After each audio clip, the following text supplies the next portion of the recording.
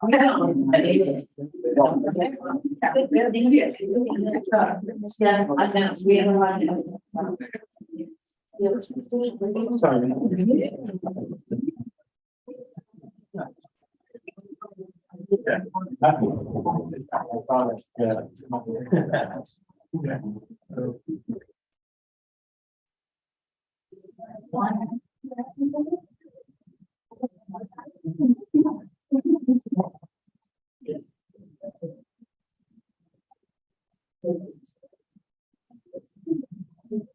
afternoon, everyone. It is 1 o'clock by my this month. It looks like welcome everybody. We are at our data party. This is exciting. I'd like to call the meeting to order. We have a little bit of business before we turn it over to our strategic planning consultants and the listening project contractor. Any member of the public wishing to be heard shall come forward to the podium at the appropriate time to introduce themselves to the board members of the public. Introduce themselves and be recognized by the chair. They'll have 3 minutes to speak on one single subject matter or to address the current motion on the floor. The clerk of the trust will function as the official timekeeper for this. The meeting prepared will now take the roll and make sure we have a form of our committee. Member Trombley. Here. Member Cornell. Here. Member Snyder. Here. Member Pinkerton. Here. Member Papa. Here. Member Stokes. Member King absent. Member Arrington. We have a form. Okay, great. We now will move on to the approval of the agenda, including any revisions. Any member of the trust may ask that an item be moved from the consent agenda to the regular agenda. Consent agenda items will not be discussed unless moved to the regular agenda. And the only 2 items that are actually on the consent agenda are the 2 drafts of our committee meetings. Did anybody need to make any revisions? Okay, I'll entertain a motion. Approval consent and regular agenda. Okay. All in favor, say aye. Aye. Any opposed? Okay, that passes. So now we will move on and hand the meeting over to Ms. Marcia. Thank you, ma'am. Thank you, everybody. Again, just welcome. I hope you all are as excited as I am about today's data party. I started reading some of the information and I'm going to tell Nancy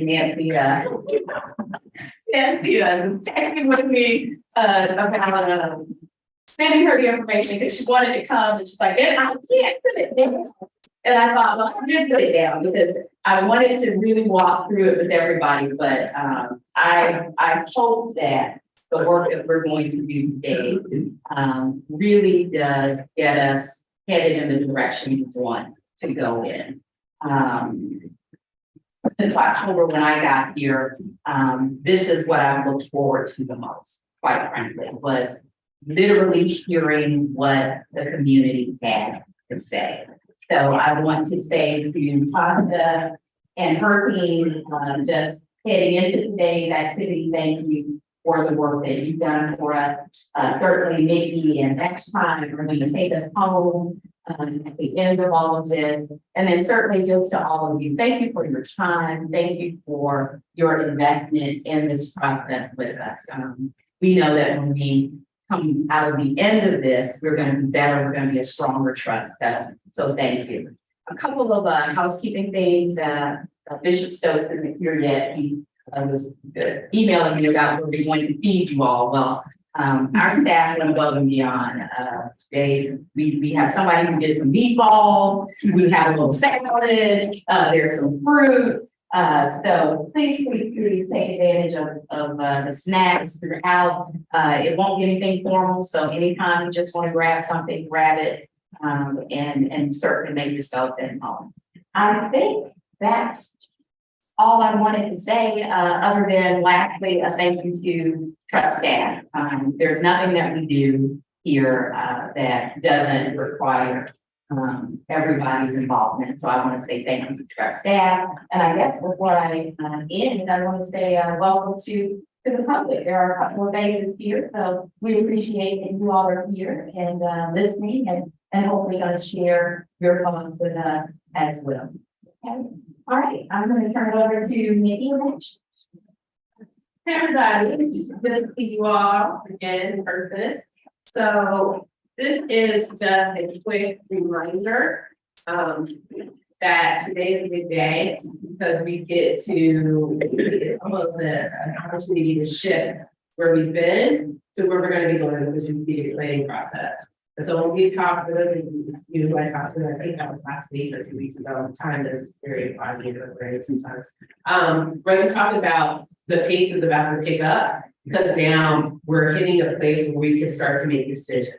And this has been something we've been talking about collectively for a while is what does the community want and need? And so as we're kind of working through the data and you all are having some breakout conversations and you're exploring kind of the topics that I've already put together, really think about the public response and how that aligns with kind of your personal expertise and how can we marry that with the resources of the trust.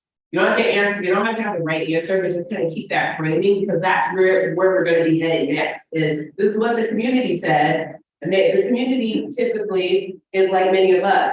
They want all the things, right? But we know we're not going to be able to do everything. So this is really an opportunity for us to start thinking about prioritizing needs and opportunities for having really impactful change, right? So what are those places where we're like, this is some place the trust can lean in, and this is a place where the trust can have a really meaningful impact and connecting that to what the community's response has been.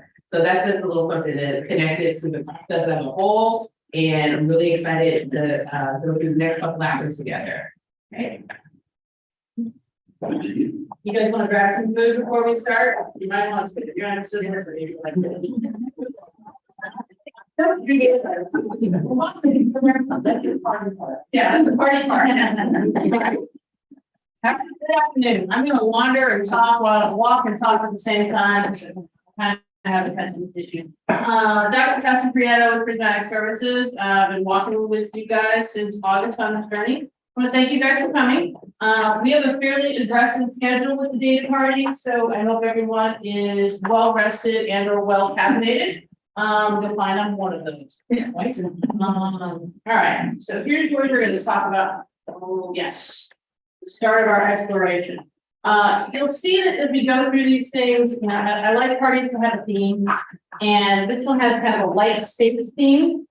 We do that not because I'm a huge Star Wars fan. Oh, I am. But because we want you to have a sense of exploration as we look at these initial data. I want you to try to let go of what you already know and so that you can see what these data are saying. And you can hear them before you start inserting I already know this kind of comments.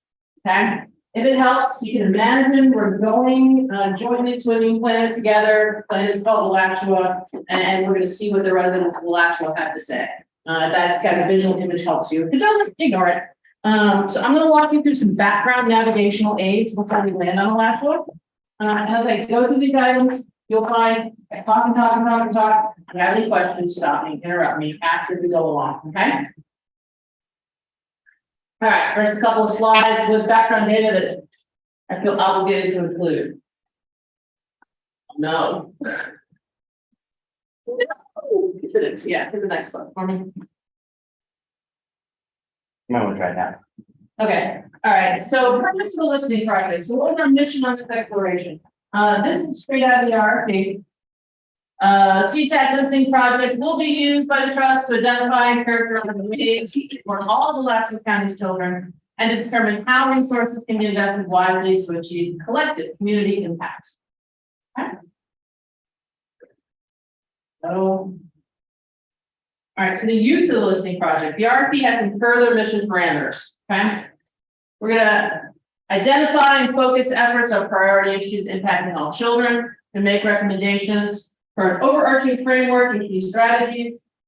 We're gonna make recommendations for a strategic plan for the use of funds. We're gonna develop processes, materials and processes that can be used as part of ongoing efforts by the trust to gather stakeholder input to inform short and long-term strategy investments. Lots of words. But they're all in the slide deck and I don't wanna pull this up, all right. And finally, we had 3 key goals on this. Ensure that various stakeholders have meaningful input into strategic planning. That was the big goal, right? This is always the goal when we do a listing project. We want to hear what people really think. Good, bad, ugly, indifferent, whatever. We want to hear what people think. We want to reveal findings that will allow the trust to develop priorities and strategies to address identified needs and gaps, while utilizing and mobilizing existing community strength and resources. And finally, we want to maximize the impact of resources, because as you said, everybody wants everything, and you don't have unlimited funds. So we want to maximize the use of our resources. All right, so let's talk about our journey to this place today. Couple of things. Our journey began way back in August. Timeline on the bottom, and doesn't work. Definitely doesn't work. It's up there, it's not there. Okay. Today we're about through the middle bar, the analyze information started in January, it'll go to March. We have 4 key dates ahead of us. You can see at the top. March 27th, final report will be posted. April 3rd, I'll be back again to talk about things. It won't be a party, but hopefully it won't be an incredibly boring presentation. And then May, we'll develop some communications products. The draft and the final products. Then I promise you those will look infinitely cooler than our written reports. There'll be a lot of practice.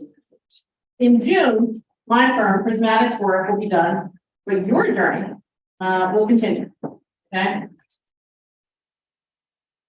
All right. A few things. Just a reminder, provided these are the Prismatic Explorers who accompanied you on this journey.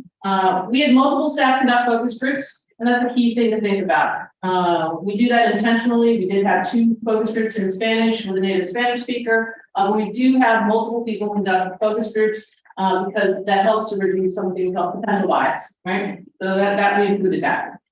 This was also the crew that staffed the community meetings, begged for surveys at community events, including one that we now internally call the Mosquito Madness event. I was there. And manage the online survey process. So what have we done to get to this point? We've done 4 types of activities. First, we did interviews. And so in these circles, you'll see the number on the bottom is what we had planned to do. The number on the top is what we actually ended up doing. Okay. And so interviews we did, we planned to do 10 or more. We ended up doing 26. So why 26? Great question. We did 26 because we wanted to get to something called data saturation. So in research, data saturation is the point at which you're doing the listening piece and you start to hear the same thing over and over again. And you do the next interview or the next focus group and you're like, I didn't hear anything. That's data saturation. Okay. The other reason we ended up doing 26 is because we wanted to get a good spread among different types of providers. The focus is both sides of different types of providers. And I'll show you a graphic of that. And with yeah. All right. Next focus groups, we had planned for 16, ended up doing 23 overall. Why did we end up doing more? Part of that was data saturation. Part of that was, quite frankly, we had some focus groups that were pretty lightly attended. And I'm like, all right, I need more people before I feel comfortable to listen to enough parents in particular, is where we struggled with that. We had no problems getting youth for their focus groups. It was the parents that we struggled with. And community meetings, we planned for 2 originally. We ended up doing 3. We did those with staff to hold those. Why did we end up doing an extra one? Again, numbers. We wanted to get more participation. So we rolled out 3 instead of 2. And then finally, surveys. We administered online and paper surveys in English and Spanish to youth and parents. We also did 2 online surveys of partners and providers. Our goal was 300 youth, 300 parent.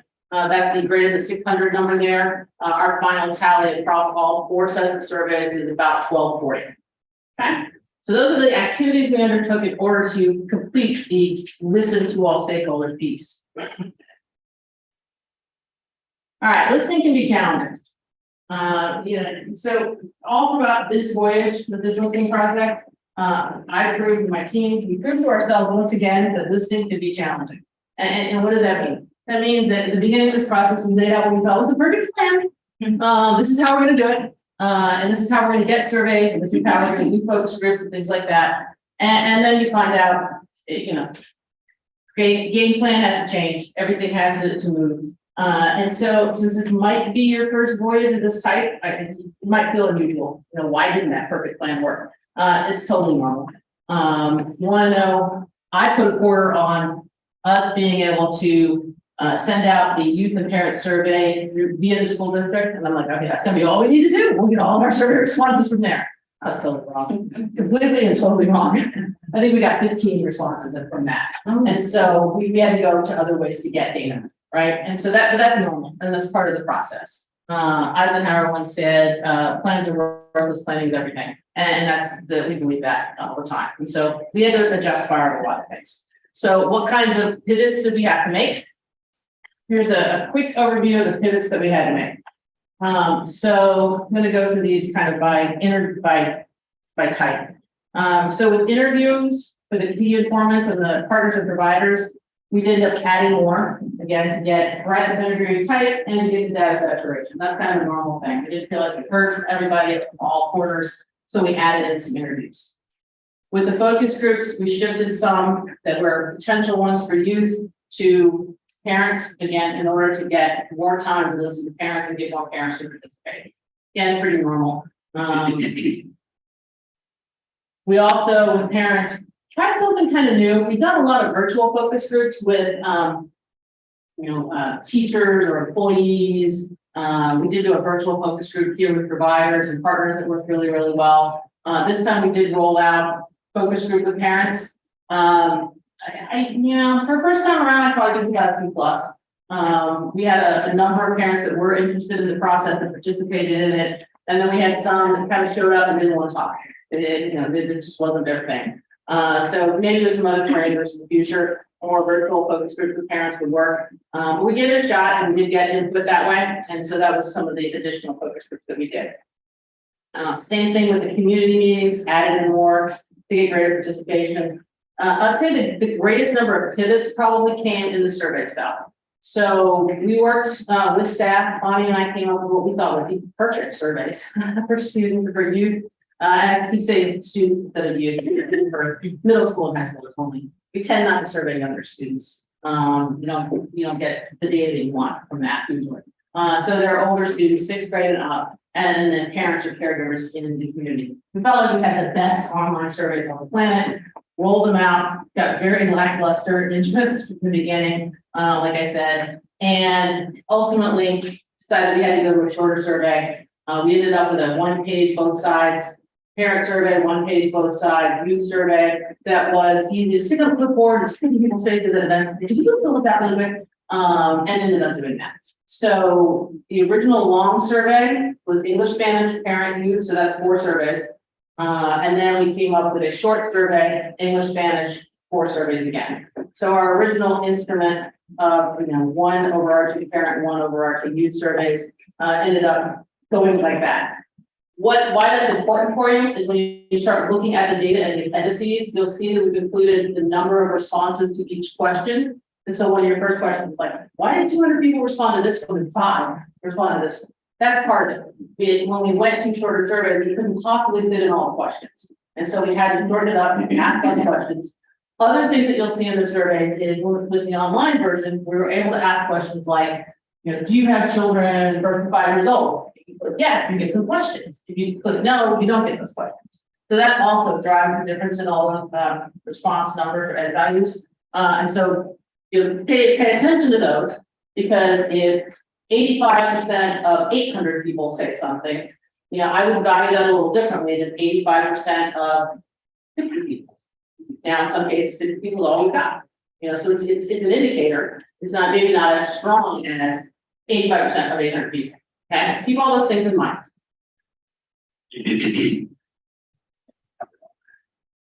Oh, one thing I forgot to mention, as part of our begging for survey responses, I do want to give kudos to the truck staff who also got out there and helped us beg. I won't blame you for leading us to the wolves with the mosquito madness event, that you didn't come to. All right, who we met on this exploration? We met a lot of people on the journey and everybody had opinions. Okay, that was I always worry that, you're gonna get out there and start asking questions. People are gonna be like, I don't know, and I don't care. We got very little of that on this journey. You start asking them questions about the neighborhood, what they want for their children, you get lots of responses. And so those were good things. Can you hit video on one? We did take video evidence of the community meetings, so I wanted to share some of that with you. Thing about being a child in Alachua County. I've been in Alachua County since 1987, and what I've seen is that the county really cares, and that what they're trying to do now is figure out the best way to service all of the community. Many times in this county, you have the east side, the west side. I live on the west side, so I know what happens over there. But my center is on the east side, and I know what happens over here. There are fewer of everything, fewer stores, fewer grocery markets, fewer department stores, you name it. But what there can be is a lot of education, a lot of hope.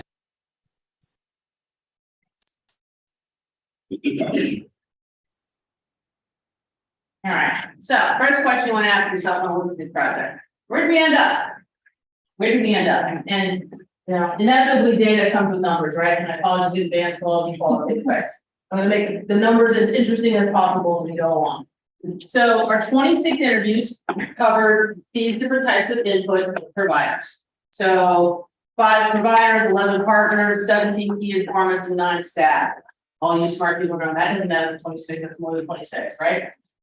A lot of the providers, partners, and key informants check multiple boxes for us. They were given to us from trust staff, and so they covered multiple boxes. Yes, ma'am. And just the difference between a provider and a partner. That was defined by staff in general. So Well, how do they define that? Yeah. A provider is somebody that we funded, a partner is somebody else that, like maybe a library or police or other people that contribute or potential future providers. Right. So there were some that were, like, we did have in the survey responses, some people that were providers that hadn't been funded. But if this was, I think the providers that we did was for interviews covered people who had been funded. So we figured they would have more to say about the trust than people who. That's the really only difference between the partner and the provider surveys. We have a few questions about working with us. Partners might not work with us in the past. Focus groups, we were able to include 52 youth, 151 parents or caregivers, and then 9 partners providers. We did one virtual focus group with that group of partner providers to get some other inputs from them. Survey totals exceeded 1,200 across all 4 of those categories. And that does include a number that completed the survey in Spanish. And you have those details in the appendices. And then we had representation from all of our target input groups at the community meetings. These numbers of the youth and the parents, caregivers might be a little bit low because that was people who signed in. We didn't necessarily get everybody to put a sticker on the wall for us. Few more tables of numbers. All right, a little bit more about input providers. I want you to see this because I think it shows that we've had a good level of diversity in our focus groups, youth and parents. And then in our youth as well. Okay, we were aiming for diversity. All right. You're going to ask why we didn't have, why I'm not showing any of those sets of statistics for parents and caregivers, because you did not ask that question. Okay. Bonnie and I are a dangerous combination in terms of wanting to ask lots of questions on surveys. And we often do take out the race ethnicity question on the survey for adults so that we could add in the annual question instead. Yeah, that makes a choice sometimes. Okay. Few more demographics. This was listed as being a key thing for this project to talk to people who were. We started to say rural, and I'm like, I don't know, so well, that's what I started to say it's super rural, and so we would have not rural. We can talk about how you want to identify that when we get to the report, but we're gainful and not gainful. Okay, I know that determined by zip code and or city, and we've got a good split there. All right. And I think everybody succeeded. We've got a little clip here from someone who's not Gainesville. Who wanted to provide some input. I would like the Children's Trust to support these smaller municipalities with funding opportunities such as Newberry. Nothing wrong with advocating for your own space, right? But I think in terms of overall thematic elements, talking with people, that was a theme, and it wasn't so much have versus have nots. It was, gainful versus really not gainful, where the efforts go. Okay? All right, one last bit of demographic background for you. We did get survey input from groups that are typically hard to reach, including youth whose families are homeless or living in substandard housing. We did get some input there. And we did get input from families with less than $25,000 in annual income. Okay? We actually got a great spread on income. Sure. So you're saying that the input we've gotten, 24% of it is from folks that make less than 25,000. Wow, you guys, that's amazing. That's really. Well, it's tenacity at some point. I wasn't sure we would get there, but yeah, there's a nice spread in there. And we actually got input, kind of surprising to me, from families with, over $100,000 in their annual income. So I'm glad they took the time to talk about it. I think when we look at some of the crosstabs by income, this is very different opinions about things. So that's good. So, the end result of all of these slides is I want you to feel good about the breadth and depth of the data that you're about to explore. It does, with the parents and in particular, we've got enough surveys there to say it's a good representative sample of what's going on with your community. With the youth, it is a little smaller sample, but I do think that looking at it through the eyes of someone who did all three of the youth focus groups, it's still getting all the things that they were talking about as well. Okay.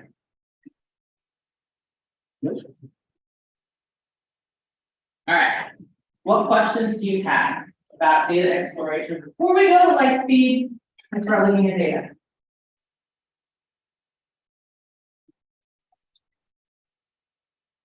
All right, we have a 5-minute break scheduled here. This would be a great time for you guys to get some food. We'll load up the next slide deck and we'll run.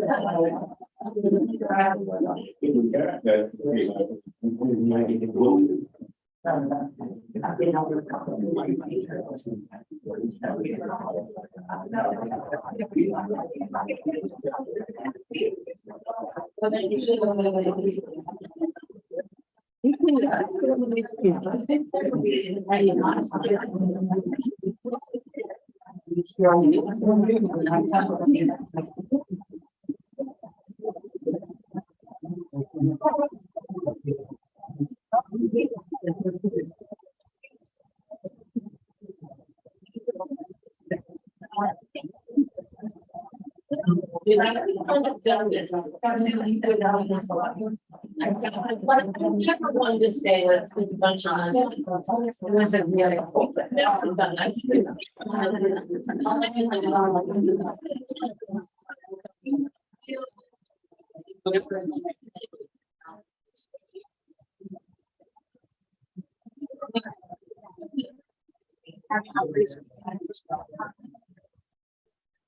Yeah.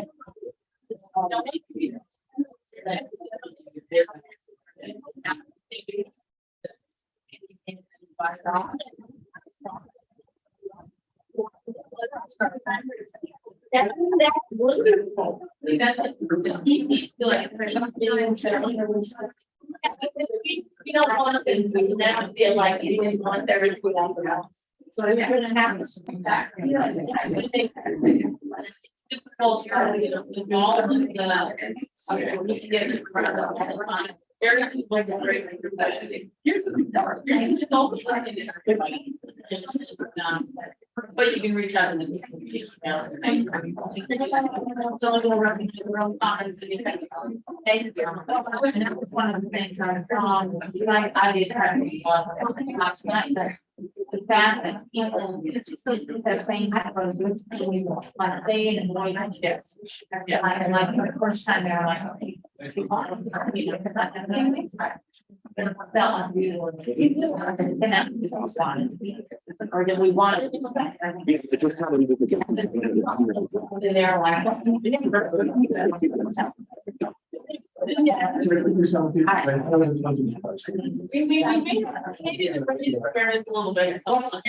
And I read comments about, you know, they should be out in the community and I thought, we're doing such a great job in the last months. Some really engagement. So, I thought they just haven't. It's bad, I think. I love all of it. Yeah, I like the report of all of that, because I'm going, the need is the teachers on the kids. You can consider it. Let that go. I mean, the one thing that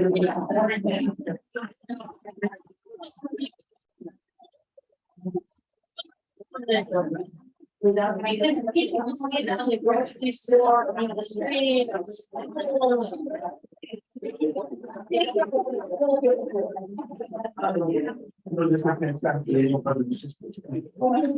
Maybe that's what I'm open like type designer. Also know that I went to an activity that was funded by the Children's Trust without it looking like that. You know, it needs to look like something else. You know what I mean? But that's what we wanted to read for another piece of it. Yeah, and I think there are clever ways to do it, probably, and you have students figure that out in the. That's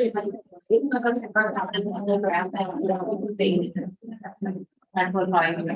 Right, the thing like I heard that word, student, what I say. Like probably a play on words of something I'm not aware of in pop culture, that, you know, that everybody would know but us.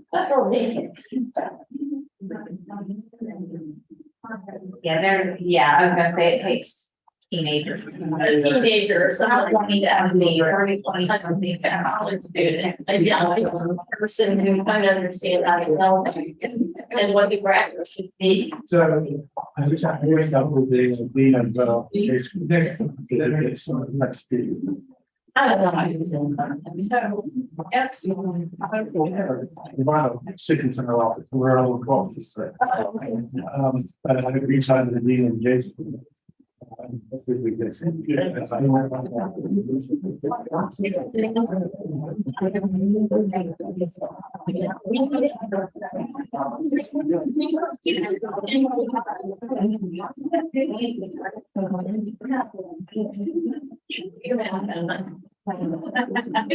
you listen to NPR? Okay, so NPR has this ad, and I don't know, Pat may know something about it, that says, something about Gainesville, staff battling students reaching out to the community, and there's some kind of a bulletin where people in the community can list what activities they want you to come and participate in. And I think there's got to be a way for you to put in what a cool internship for a media student or a journalism student. And it's blooming section up. What an opportunity. It's having something very cool that we live on long after they graduate. Keep the social media. What is it called? On stuff, student used to be on. And they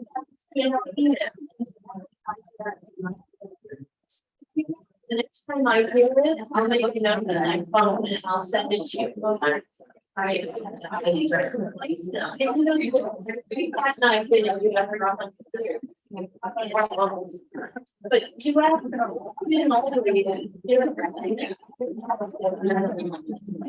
but they do now, they have been people in the upper echelons. Advantage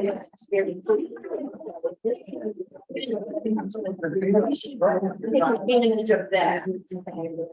Don't you think it's kind of newish? I would say that's newish in the last 5 years or so.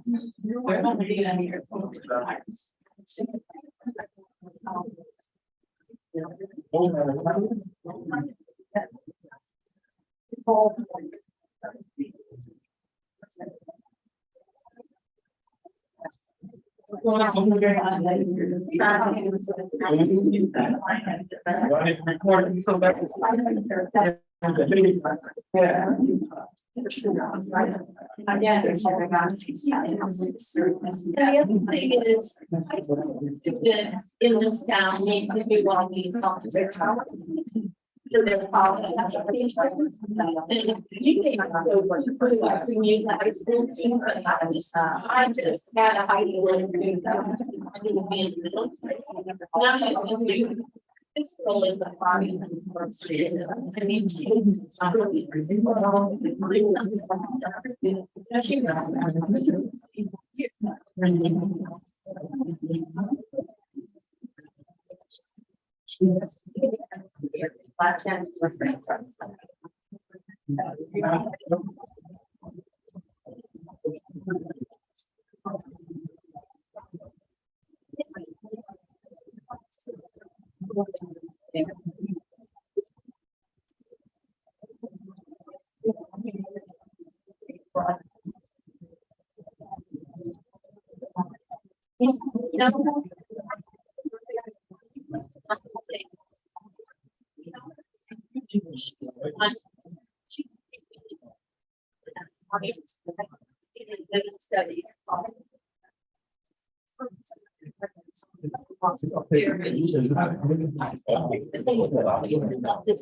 Something like that.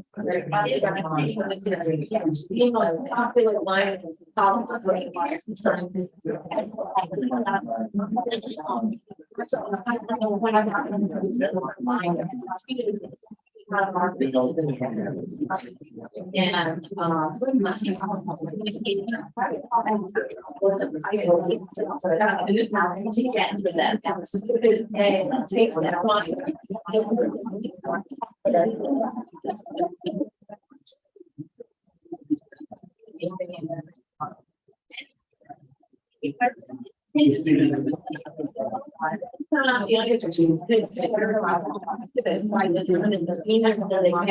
this sign or and do something.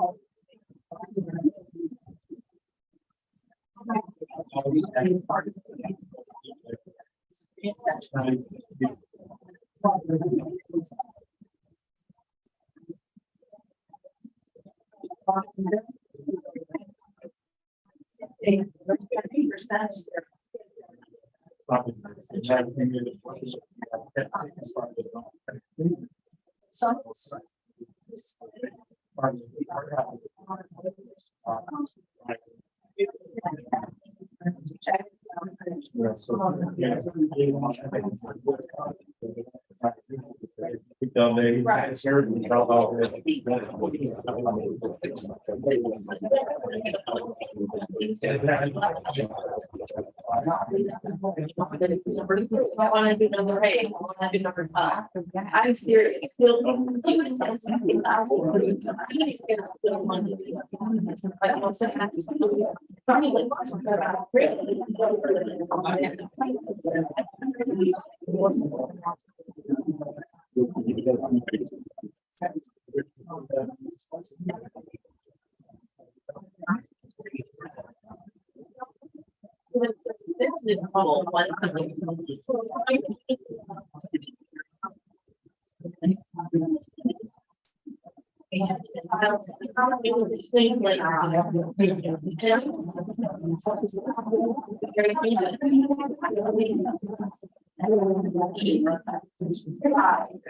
They fly at their presentation. Yeah.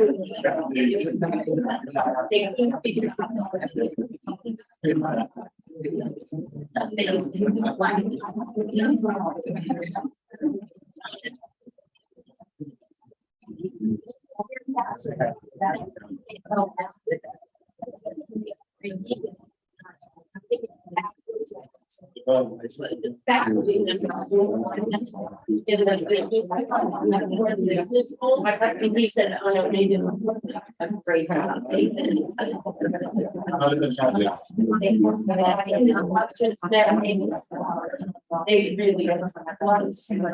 45 minutes.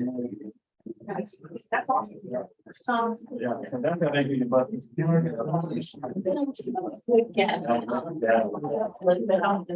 Students.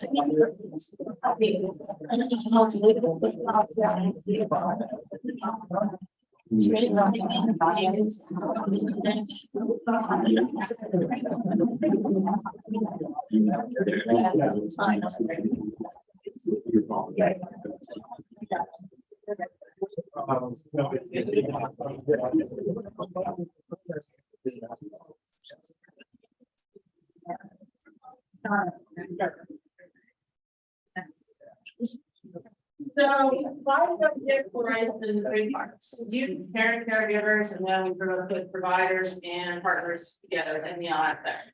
So we're gonna kind of what I call tone it out, right? We're gonna start with the inspirational look from the eyes of youth. All right, so we collect youth data at community needs in a couple of ways. I really like hearing from young youth when we have an effective way to do that. One of the things we ask at the community meetings, we put up giant posted sheets and we ask them to respond to some thought questions. And so what you have on your table is one set for the table with Post-its that came back from parents, providers, and then there's one or two with youth, and you'll know that they're the youth ones because some of them throw us pictures. It's fabulous. Yeah, keep going. So there's a couple different sets in there. Okay. So that's a compilation of pretty much all of the Post-its that we got from the community meeting. Don't keep going, they're all there. Yeah, they're all there. You get one set and table to start with. Right there you go. So yeah, you can down, I think it looks like they're on the bottom. You got the two from the youth where they've drawn pictures, and I think what we asked on the first one, I would add this to make my neighborhood great. And the picture at the bottom includes a pool, a slide, a swing, a bicycle, and maybe a rainbow. I'm not sure what that is. And then the other one, the best thing about my neighborhood is a younger youth drew us a picture of family with a dog and a tree and the neighbor next door. And then we've got some words from the older kids up there. Okay. We also collected some video input, and I want to play a couple of those. So click on that first guy. I believe the children and youth in Alachua County need more mentorship opportunities and organizations that really care about their mental health and their well-being in the community. He was an older youth, and I think he was want to work with one of the partner organizations. And then we don't routinely video a lot of kids, lots of issues. So we have a parent in there talking about opinions about what youth need. I think the number one issue, one of the many number one issues, is children having somewhere to go after school, free activities. There's lots of activities that cost money to do, but free activities so that after school kids have a place to go, a safe place to go, meet with other kids, do activities, whether it be karate, learning computer skills or whatever. But I think that that's something that our teens need in this community, more free resources in the afternoon to keep them busy, because busy kids can't get in trouble.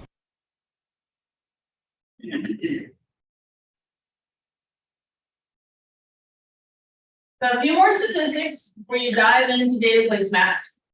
So things about the youth responses. The surveys, about a third of them were from grades 6 through 8. 56% grades 9 through 12, those of you doing the math. The rest of them left that blank. So I don't know what grade they were in. Focus groups, we had 7 middle schoolers participate. We had 5 high schoolers participate. In order to get some geographic breadth, we did those at Gainesville High School, Santa Fe High School, and Hawthorne High School. So we got some geographic breadth there. And I did all 3 of your youth focus groups because I like kids. And they were fabulous. They were extremely articulate in what they had to say. And you'll see that in the survey responses and then in the focus group notes. They were really, children always continually surprise me at how incredibly articulate and smart they are about things. Yeah. Okay, are we ready to explore? We got food in us, we're ready to talk. Yeah, so this is the party game, right? Instead of pin the tail on the donkey or something else, we're gonna play, look at the data and talk about it. Chris and Reagan are gonna pass out 2 different things. The first colorful item that Chris is passing out is the data placement. It has 2 sides to it. The first side is the survey data. And so it's a compilation, a distillation of the appendices that you received previously. The second side is focus group input. And so that piece is new to you because we haven't provided you with any focus group summaries yet. But we went through and did what's called thematic coding with focus groups, where we go through a highlight every time there's a comment about something, and then we compile it all up to see what the biggest issues are. After transcribing all of the hours and hours of focus group data. So we try to give you a flavor for the youth voice by including actual quotes from the kids. And so that's the first piece to look at and to react to. And then Reagan is handing out the activity for you. You're grouped into tables with a variety of input and perspectives. And the goal of this for the next 30 minutes or so for you to talk about with your table, what you see in the data, and then you're going to give us feedback. This becomes more data for me. Okay, we've given you a sheet.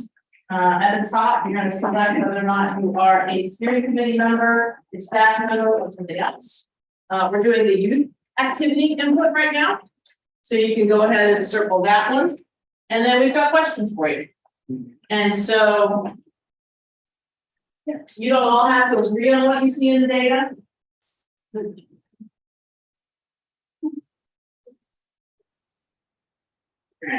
So you're going to review the data on the data placement. You're going to look at your survey results. If you haven't had a chance to dive into them, you can dive into them now. If you have a question about the survey results that you see on the placemat, because you want to see the whole question and you want to see what else was said, Chris, Reagan, and I have a cheat decoder ring, and we can point you and correlate what you see on the placemat, the actual questions in the appendices. If you want to see whatever else you said on that particular question. You've got community meeting input, which I know you've never, I think it was in your packet, but you may not have had a chance to look at it. And so you're going to discuss it in the group, record your thoughts. One key piece of advice I'd like to give you. So one of the challenges with listening is that you want to try to consider all things, right? As you get to strategic planning, you have to start making decisions. But right now you want to listen to everything. And so you want to consider what isn't being said. So if on a question, 75% agree to something, what does that tell you? 25% don't, right? What does that mean? Can't tell you. I mean, looking at these data yet. But you want to consider that voice. Okay. And I'll also tell you some of the survey data on there are positive, and some of them you see really small percentages. Those are, ooh, wow, no. maybe we need to think about those things. Okay. Any questions? All right. 30 minutes. Go. Yes.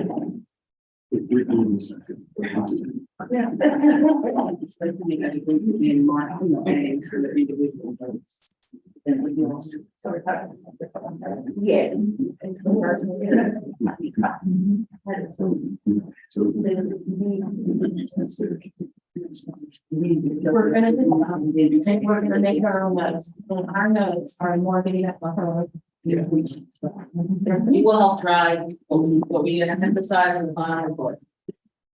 But one of the things that stood out to me is the Yeah. Music.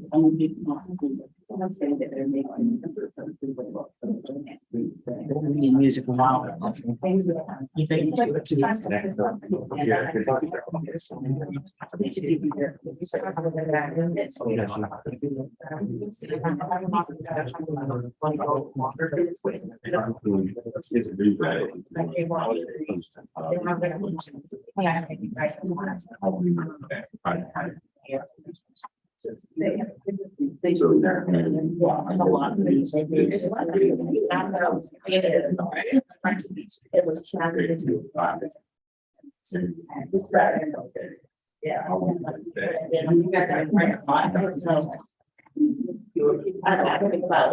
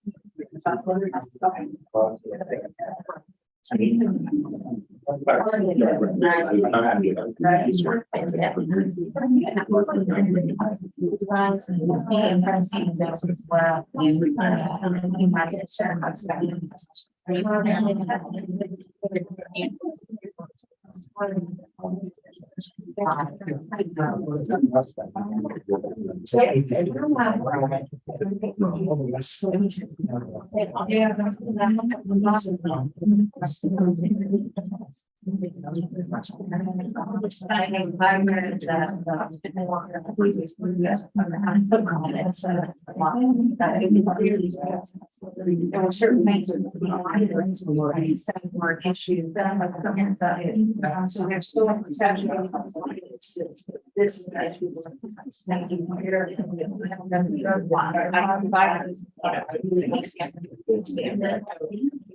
A lot of sense. Fine. That's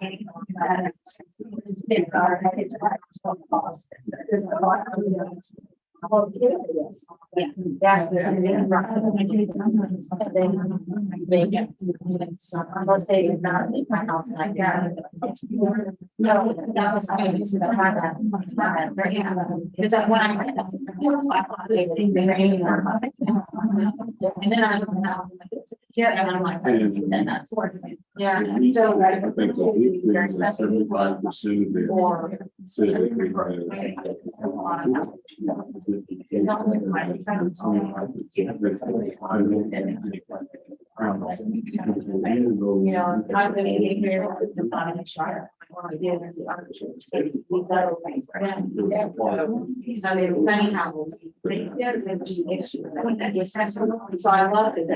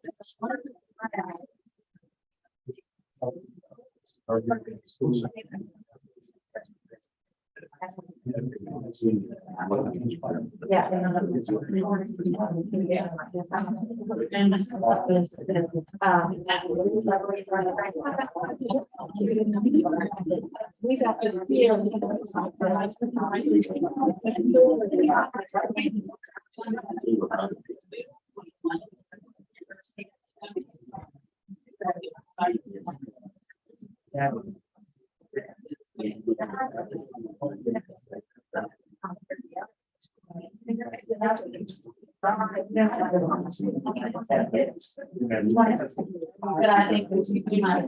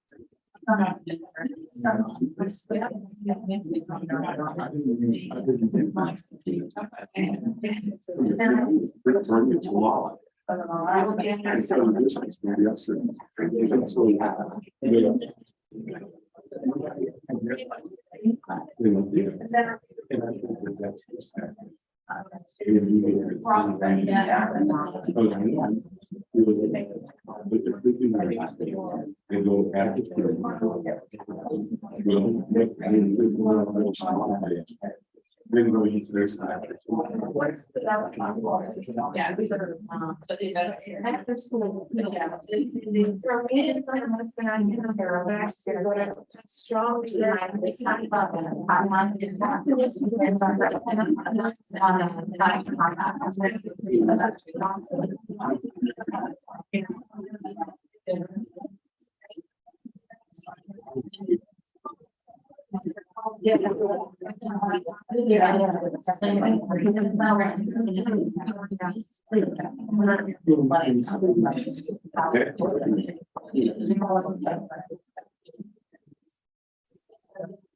More than that, it's long one term. As I'm saying,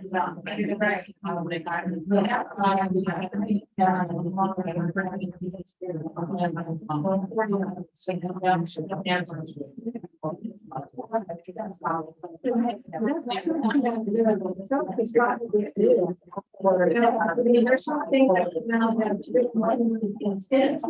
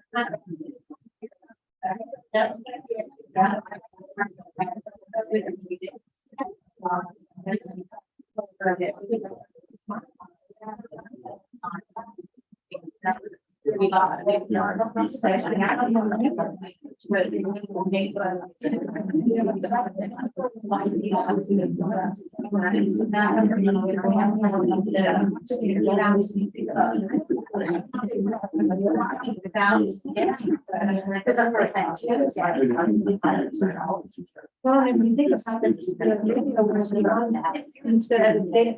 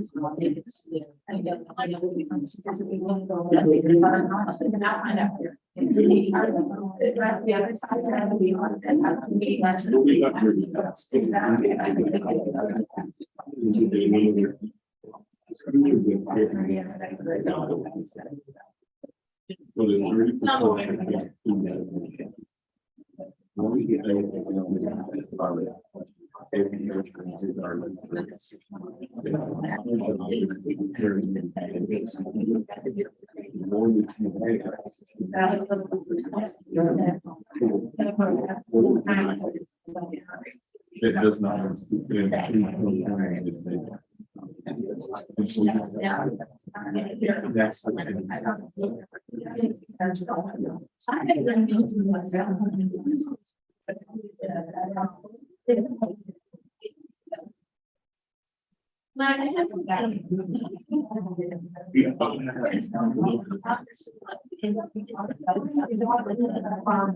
Oh my God.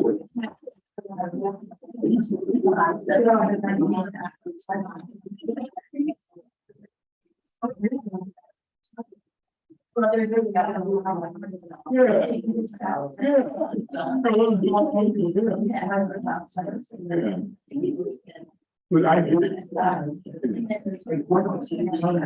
Yeah, I would. I guess there's not even a house.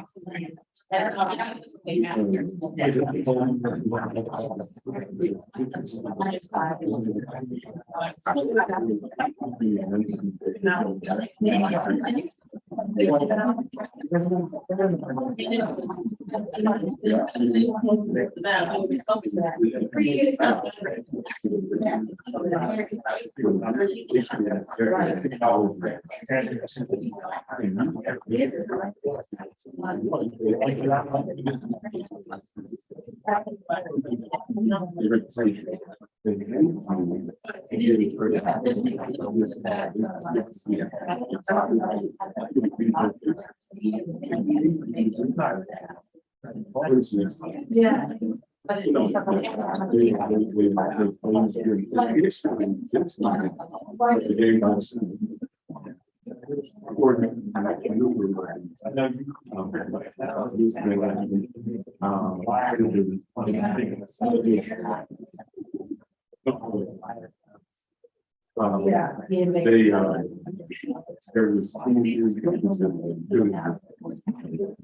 Yeah.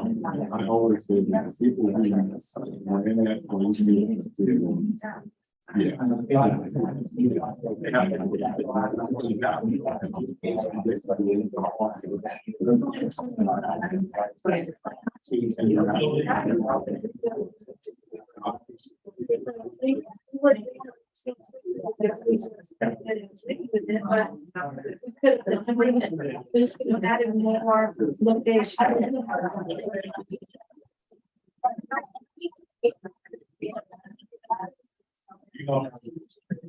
Yes, yeah.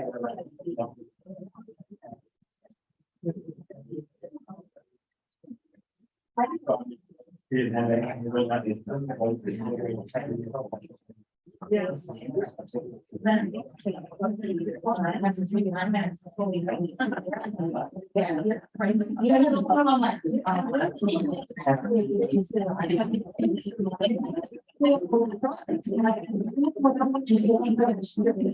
And I was talking to them.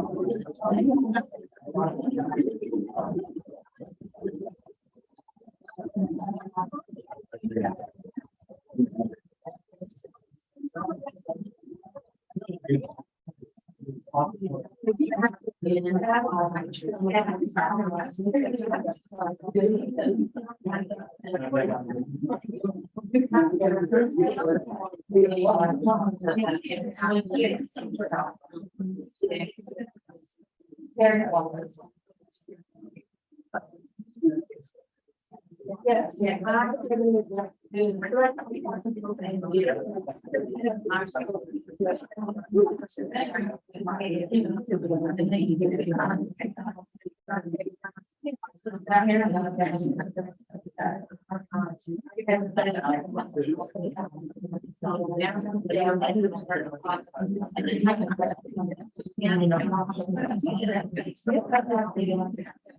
Yes. She got more engaged and the staff just started last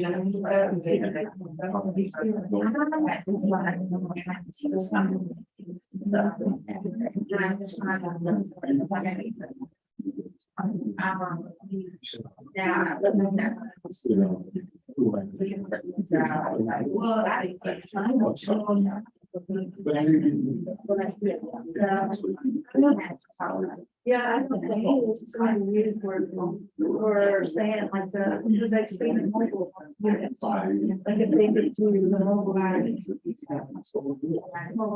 For public health, also, yes. Yeah.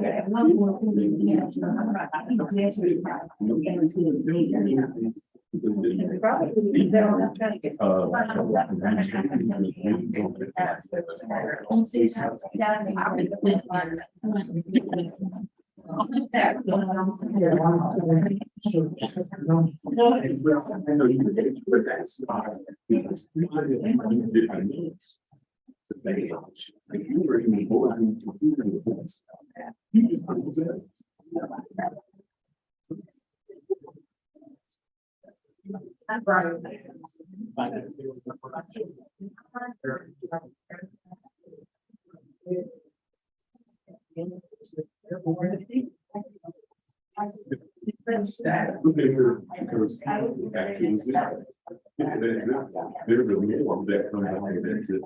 And all of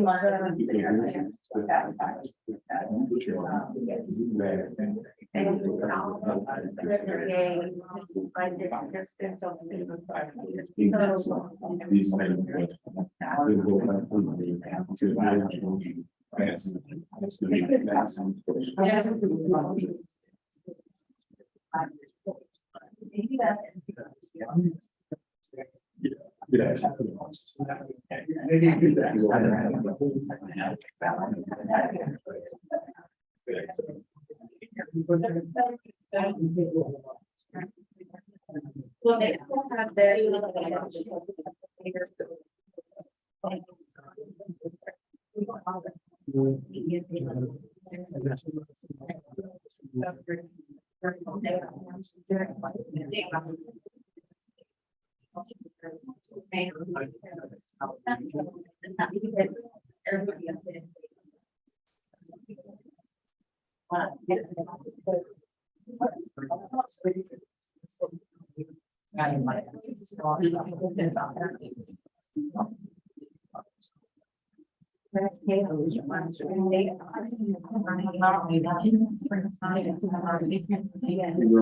There's a lot of different price ranges. I've seen the lines of some of those down back in the work. They got right. Even here, yes, and you can open, I get several of them. Yes, you all, yeah. And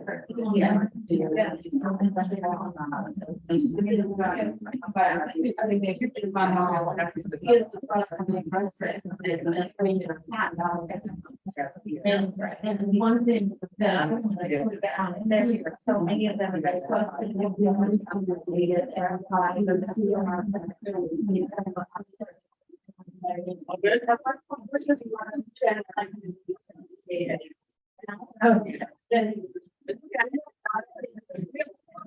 It's good. All right.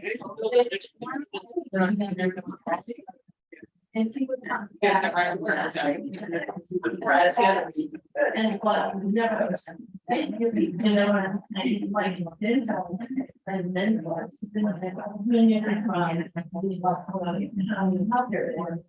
These guys have.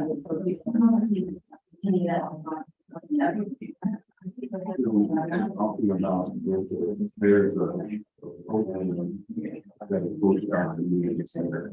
And someone smile. And they're one, yes, providing. But then from the other side.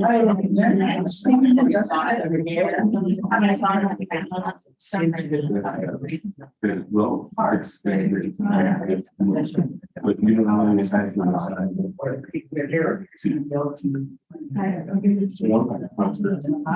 And that's. Is it? Yeah. But something. I think it's very. Why would you say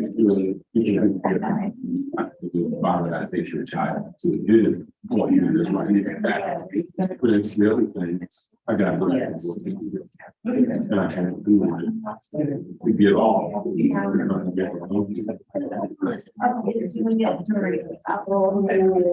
No, they're doing very good. Yeah, and see, that's the other thing. They're bringing all of their food in there.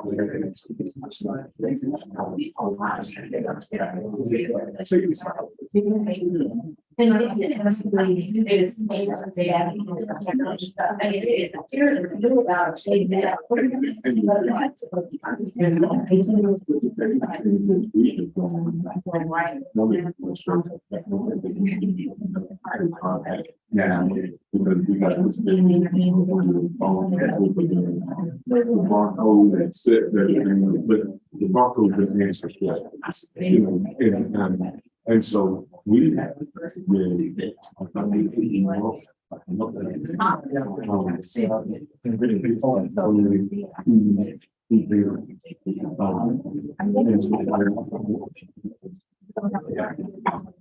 You know, yeah.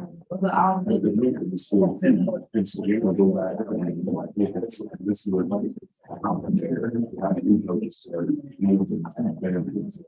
this is what now this is for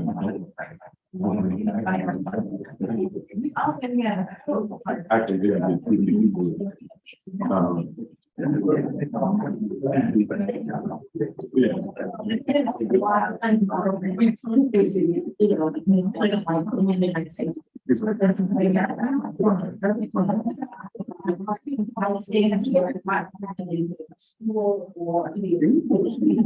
And one of the things I really want to happen here. Partner with me with the programs that. Me and my husband.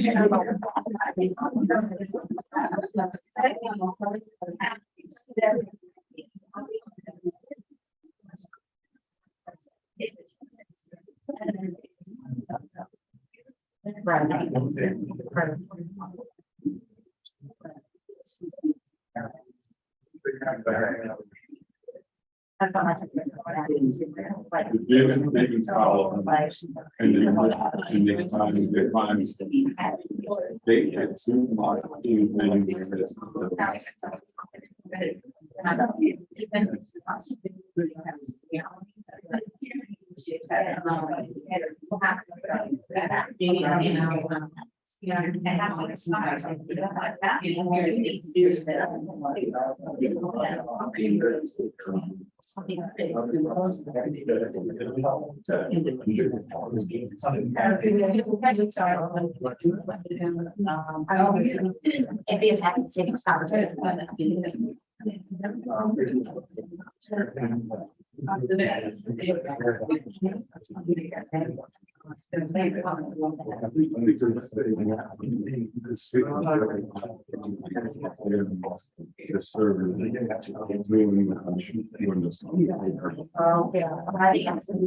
This is trying to be.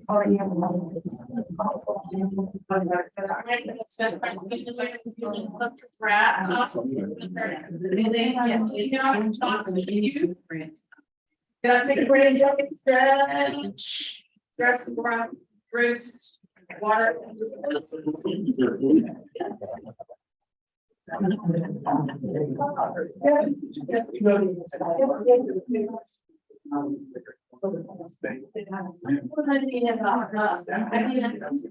How we can care to stay, but I also think within the prayer for fun. Because just because we're 2% better than the state, we don't really need to be patting ourselves on the back. We realize that we were better than 2 years ago. And we're going down.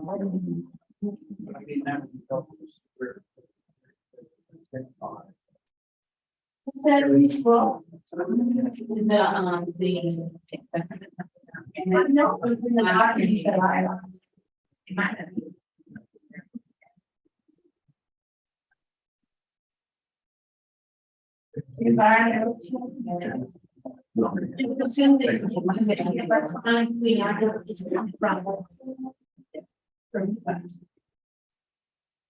but I'm still excited.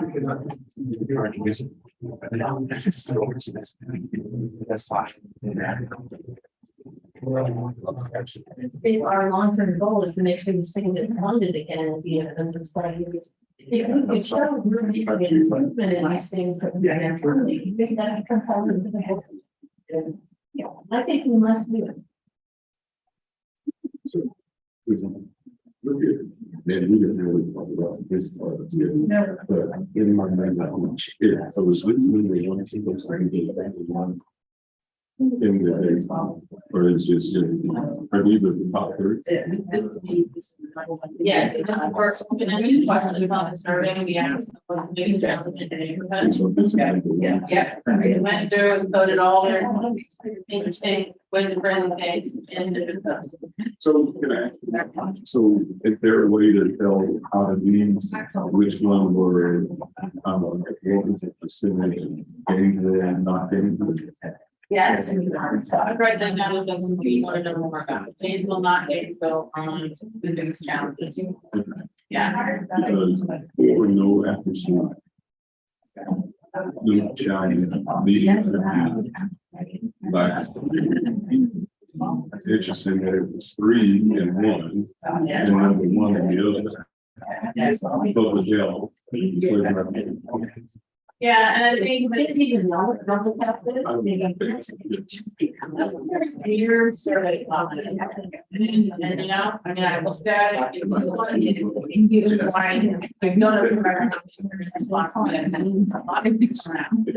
look at it and you can tell that there is a need for one person to please buy, do a lot of data. And that was one where we got that one. This is really hot, right? It's supposed to be pretty safe, and then several of them came in at the same time, so I hope it wasn't a full first. Kids sit around and they move on, all right, let's pull up the survey. And I just would have missed. And I'm not even sure I know what they need, so Well, it's similar to condom, they were.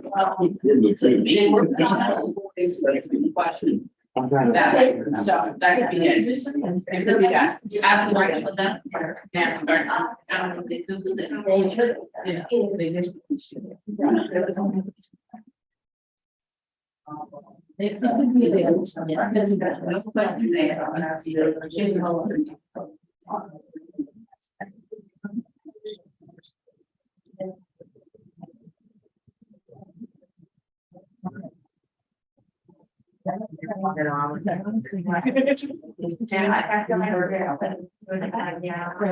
Yeah, right. I'm gonna add like what we. And what are we not sending like. Sorry, not in the car. Show. Play out. It's just. We have to start about. I missed that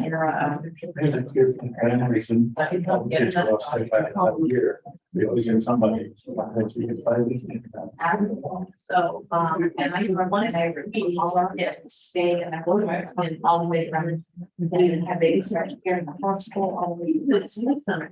And then it did the meeting, so I was behind us all the time. And that's because of these statements are in here or not. Where everybody else. Yeah, I think it's up, but after that. The house or the bobcat. All right, so there's. We're winding down you. We are doing just fine on schedule. We're doing a good job of getting great service. If anybody wanted to share any thoughts from the tables, we have a few minutes to do that before we go to break and then we do parent. Does anybody want to share anything, overarching theme?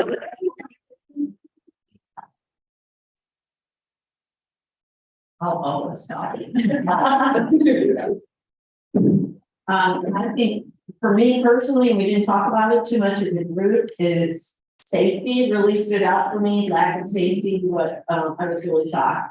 And that children are verbalizing to us that they don't feel safe. And I've been kind of yammering about that a little bit, but I don't know exactly what that means to a kid. So maybe some of these children who are interested in helping us, we could go back and ask them, let's talk about what you mean when you say you want to feel safe after school. How would that look? What could we do that would make you feel more safe?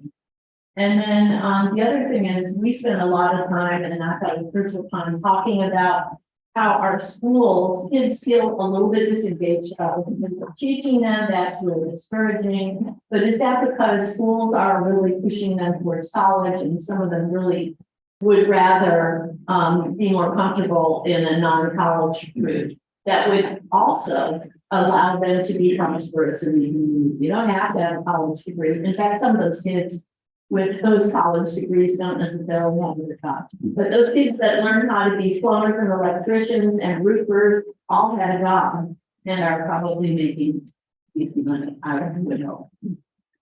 Anyway, that's just things that. If I could offer some input on the last one, so we did all three of your youth focus groups, and one of the things that came up in the youth focus group piece was talking about relevance of what they're learning.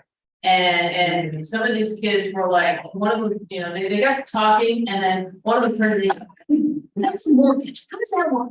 And I'm like, they were talking about wanting, things were like, how does taxes work? They wanted to know these adulting skills kind of stuff. And one of them did say financial literacy. But I think that that's not just something I've heard here. The last couple of years, especially, students have been much more articulate about relevance to life. And we had the conversation in your focus group up in Alachua High School, where they said, I think one of them started talking about, I'm taking calculus and why is calculus important? And the other kid who was in a different calculus class said, well, my calculus teacher said it's teaching us critical thinking skills. And then they got off on the whole conversation about, could I learn critical thinking skills without all this silly math? And so, it was, they want to know how everything in school is relates to what they're gonna be doing later in life kind of thing. And I, props to that one calculus who slid in critical thinking skills instead of, well, you'll need this for college, kind of thing. But yeah, I think that I've never used calculus once, and I hesitated to go to medical. amen there. I take 3 years of calculus and I wish I'd taken 10 years of stats instead. So, yeah, but so I think that's hopefully got more and more of my manuscripts, just but naturally, after school. Another time, which is some things that resonated with you or eye-opening moments? I think, for us, at least, and for me as well, is when we looked at, in the youth survey, where the 28% where it said felt sad for 2+ weeks. And that number was somewhat concerning about how many that you have these young people that are walking around sad or feeling displaced. And I was sharing that I was at a service for a law enforcement officer on Tuesday. And all of the things that you would think looking at this person, at his life, all that he had accomplished. But the one thing that kept resonating throughout the whole day was that he felt, alone, that he wasn't important. And so when you look at this as a grown-up, as an adult, when you look at this 28% that said that what are we doing to address those 28%? Or are we just telling them, you'll be okay, go home and pray about it, or, just go over here, and we'll come back and see about you later. And so I think that was a number that was really concerning for us, that we spent a lot of time talking about, as well as the 51% that my neighborhood is in a good place to grow up. And I guarantee you part of that 28% will come out of that 51%. Yeah.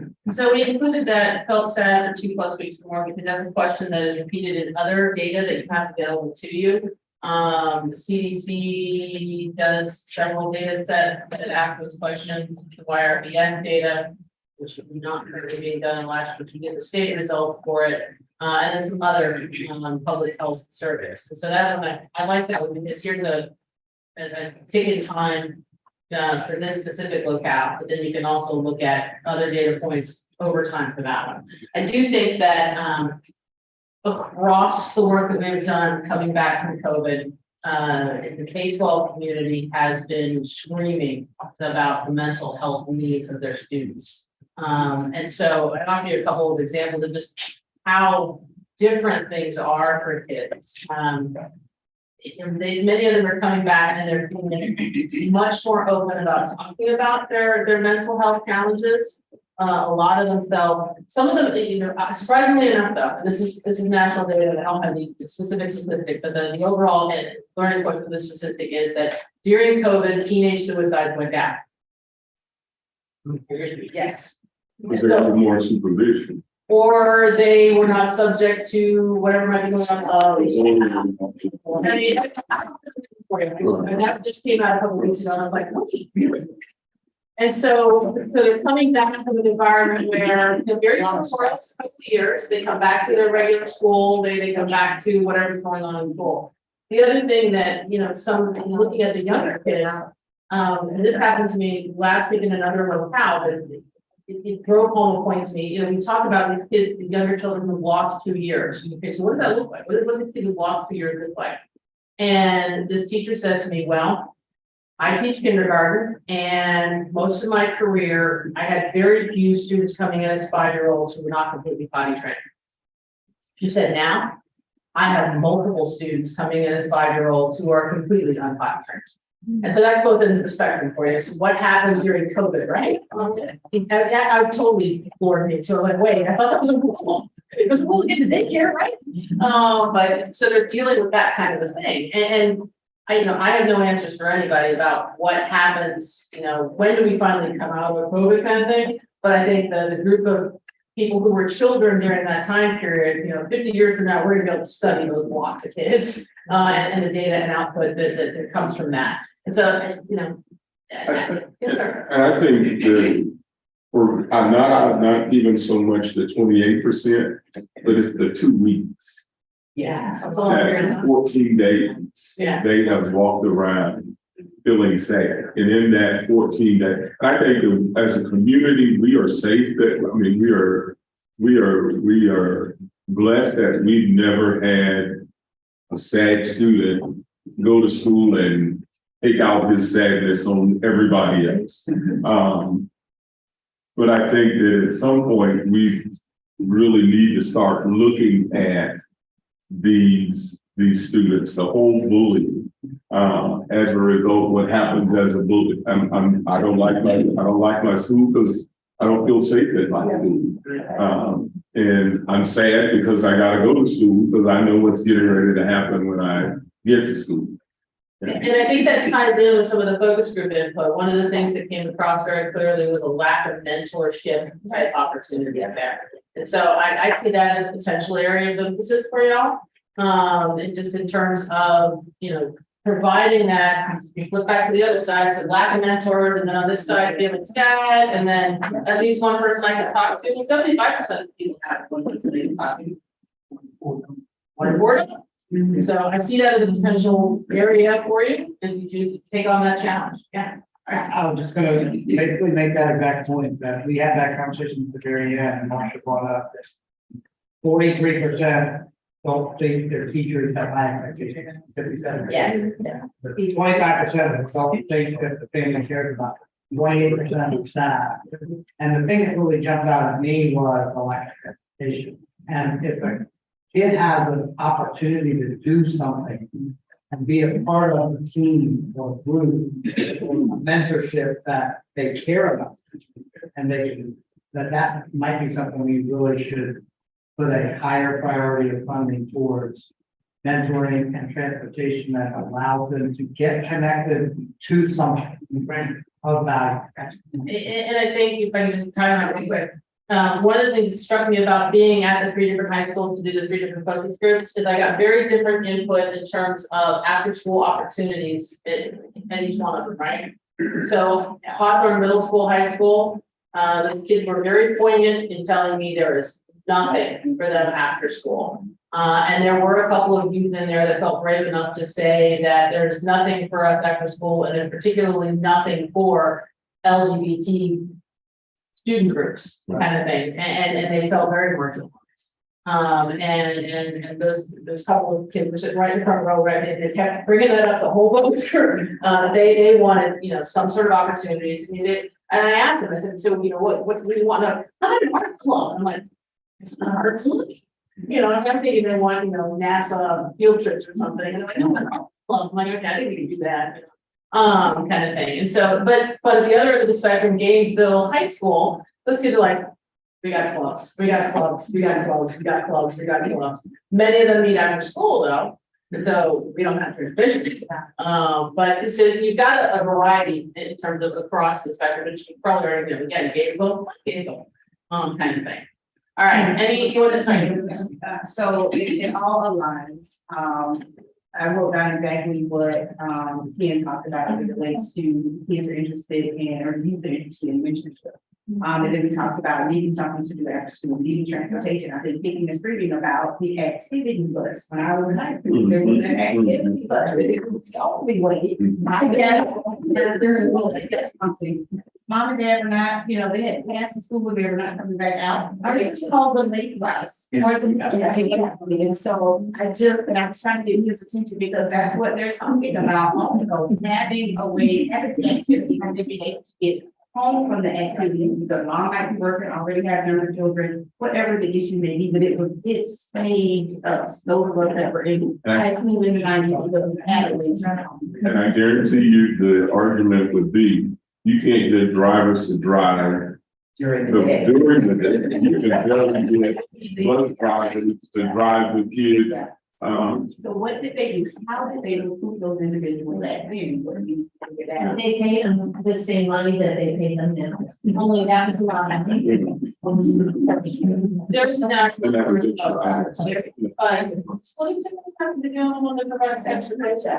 I mean, we put a lot on school districts, but I think, you know, there are other potential ways to address that. One of the reasons late bus, I agree with yes, too, those are the way this was. One of the pieces about this is, you know, that the school system tries to do lots and lots of things. The school system doesn't necessarily have all the money to do those things. And late buses unfortunately are often a very low utilization rate, right? And so I always go with, and I had this conversation with the principal once.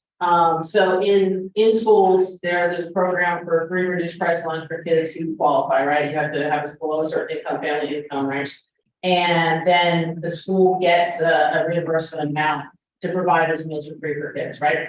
And so a lot of times they make the dollars and cents calculation, you know, and they don't want to provide breakfast in the classroom or something, because they only have 5% free reduced lunch. And my retort to that always is, so you're okay with 5 out of 100 kids being hungry? You know, and the late bus thing is a thing, kind of low yield thing a lot of times. But it may not be. I mean, it may be in Hawthorne, I think it'd be cool. It's my perception. So, all right, any other final thoughts on youth? We just echoed in our team, same things, so I got an exception that maybe I think others may have pointed out, but we talked a little bit about some of the vocabulary words that were used in the survey itself. Okay, in terms of Just understanding the fact of terminology, but that's something that's not uncommon, right? And that we just wanted to put it out there as something that might help explain that they know, like, if students didn't know what public health is. yeah, or they just had a class on it or something. I think that's, I mean, that's the only conclusion I can come to, because they're valid data points, and I'm just like, they must have just talked about it in school, and they went to the survey. And that was weird to me, I will say. Just as a caution. Absolutely. You always have, you know, with students, they will tell you what they think, but it's what they think in the moment, particularly with middle schoolers. That may not be what they're thinking 10 minutes from now. But other really is. roles like that. Thank you. All right, 5 minute break, stretch up, brain break, growing better, thinking, we move around, right? Research supports movement. And then we'll talk about parents. Yeah, for next one. Well, Kristen Ray will fill out. You get to keep the dinner placement, and I get the butcher. And Kristen Ray will wrap those up and make sure you have all of those. I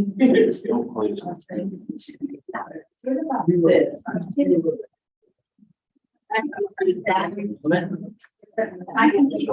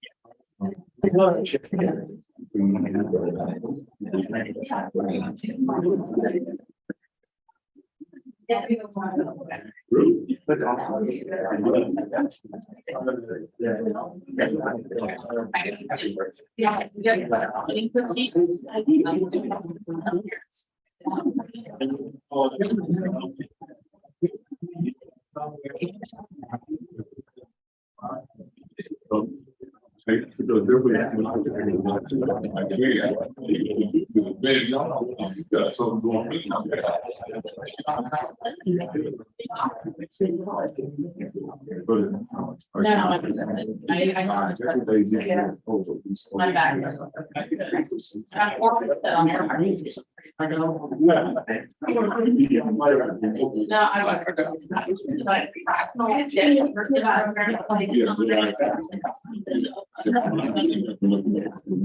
I'll let you do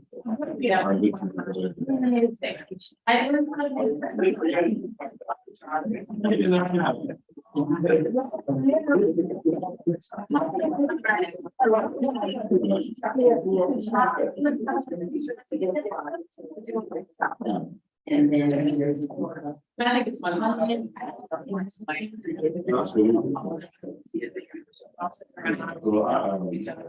you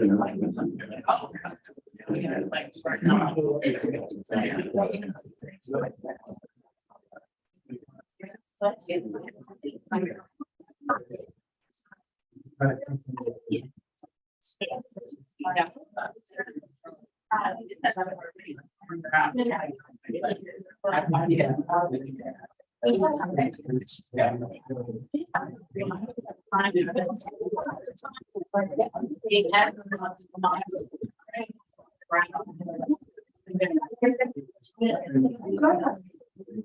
I know that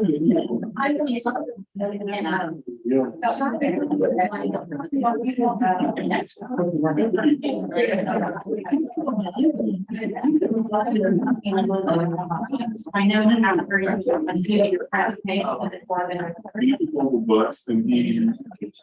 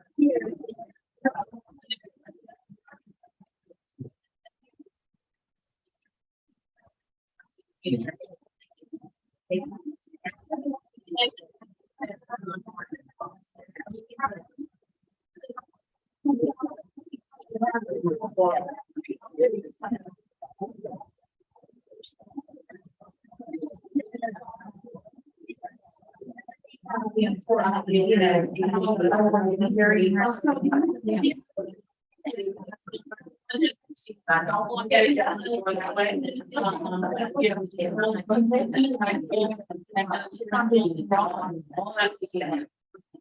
So I just think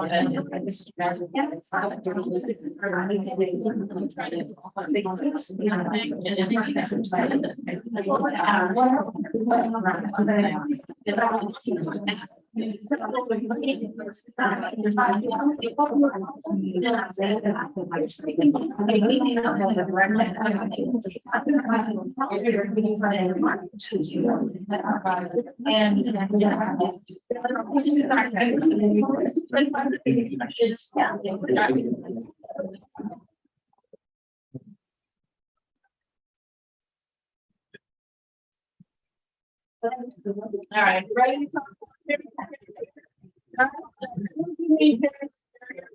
about this? That's a lot of words, so I tend to default to just parents. I mean, anybody who's involved in raising a child, and I'm gonna use parents for that.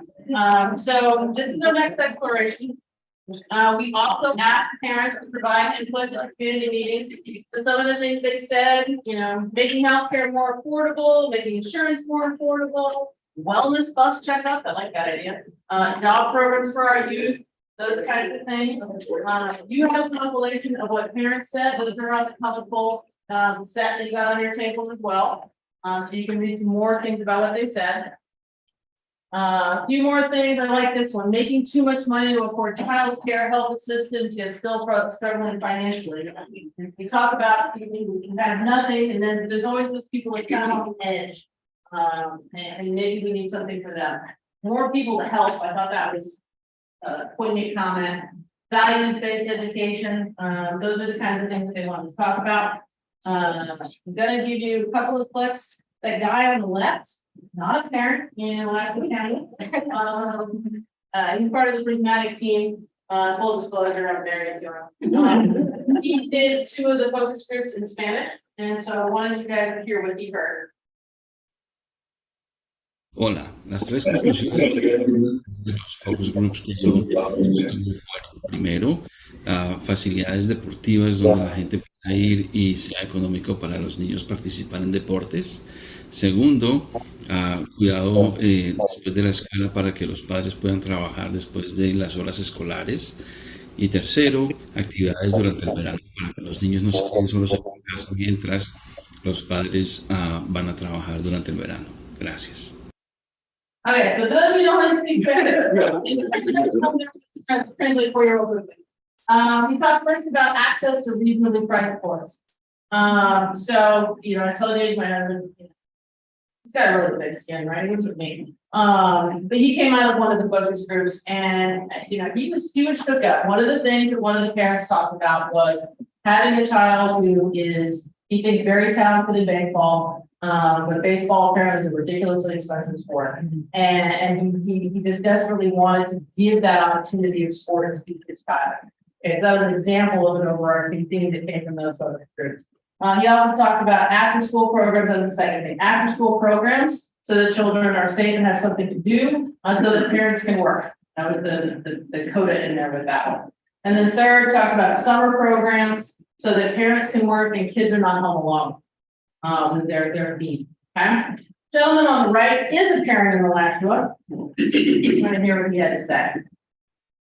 What I think could be added would be a lot more people that would help the children in our county, more Pastor Shirley, more of other people who see potential in areas to help children that don't have, these type of resources. We could use this all over the world, but for here in Alachua County, we would need more people like Pastor Shirley. And one of the things that stuck out to me when we were talking with parents about things, because this came up in a couple of focus groups as well. And I don't live there, right? I am definitely the outsider. And I kept thinking, University of Florida, there's tens and thousands of potential volunteers there. And that didn't come up as a theme. I do a process of thinking about, okay, what am I going to hear about so that I can focus in on what I actually did not hear. And that was one of the things I did not hear. And Jarrell, who did some of the focus groups for you, actually was a UF graduate, and he talked about when he was in school here, his fraternity, right? His fraternity had community service requirements, so they did a lot of those kinds of things. And I kept thinking I would hear a lot about that, and I really did. So those are some inputs directly from focus groups. Focus survey demographics. Want to cover a few background details before you dive back into data. Okay, so we worked hard. By we, I mean us, trust staff, some of you here in this room, to make sure that we had a good breakdown between Gainesville and not Gainesville on parent surveys. So a little less than half of the survey respondents live in Gainesville, and so you see that kind of a breakdown there.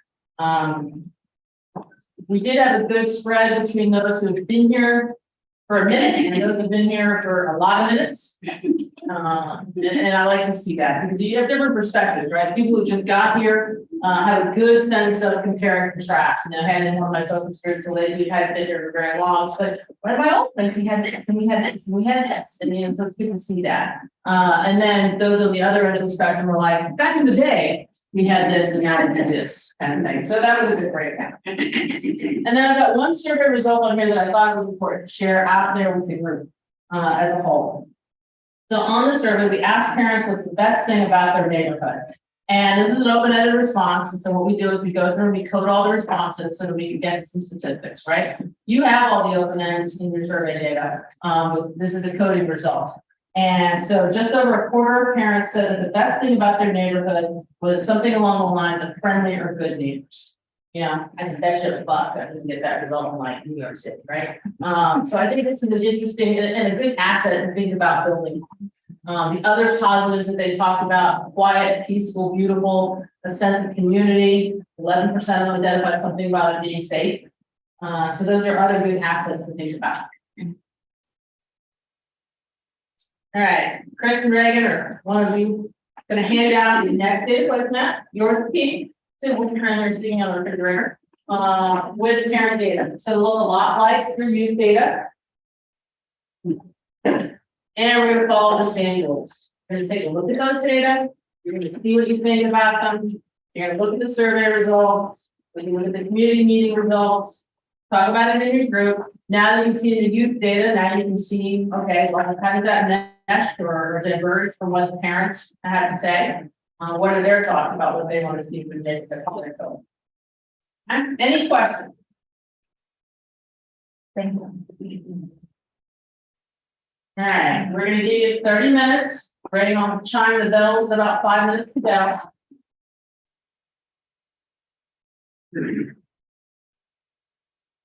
Let me get a little bit.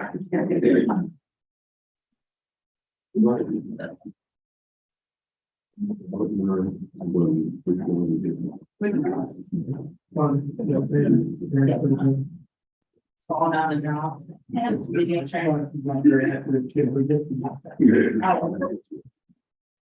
Well, it's amazing how much like the. Thank you so much.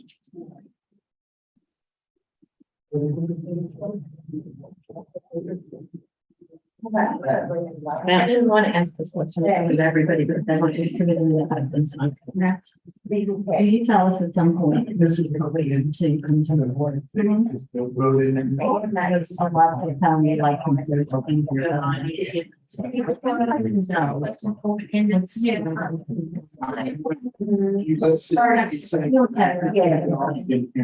No, so everybody. I mean, I didn't say anything. No, I'll get those in five. That's important. Yeah.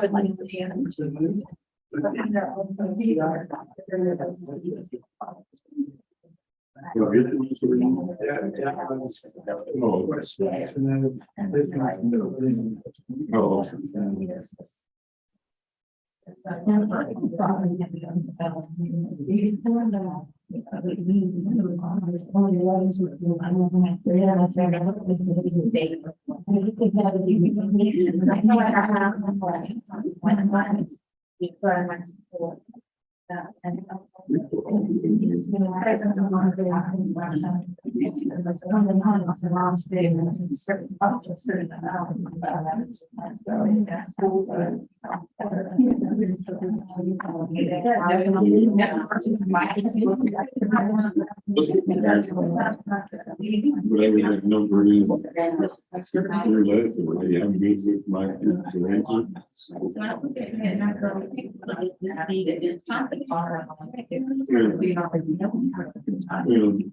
Maybe they're already been on it. Maybe they are.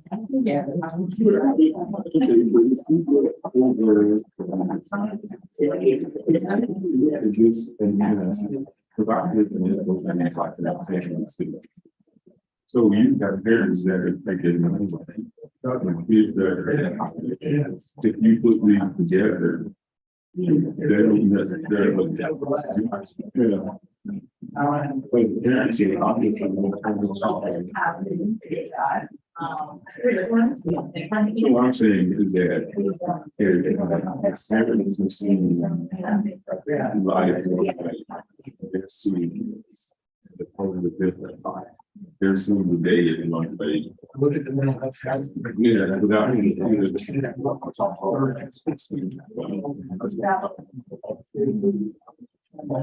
When you're equal to. And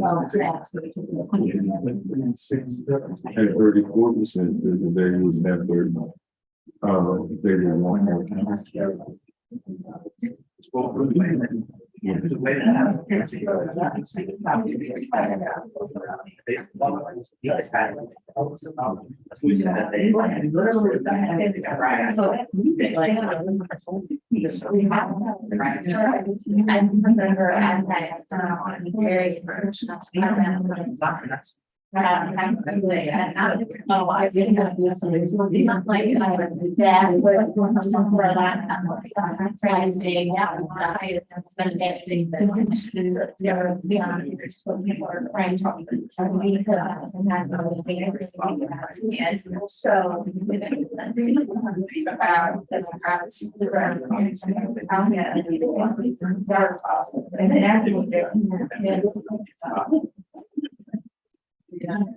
Well, that's one of the never we did have most of the nice. I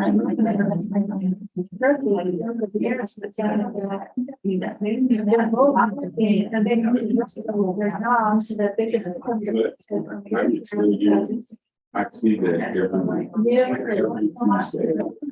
4 hours. Every day they have to figure out about what you're going to do. take them home and they can. Say, honey, no, they need to go to work. And you have to go and they talk about here. Everything. So that's. And then we will keep this opportunity.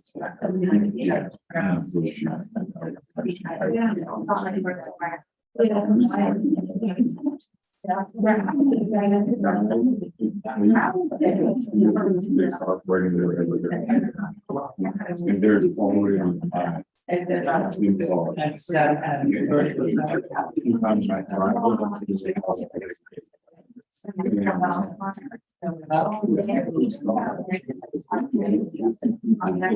Yeah, like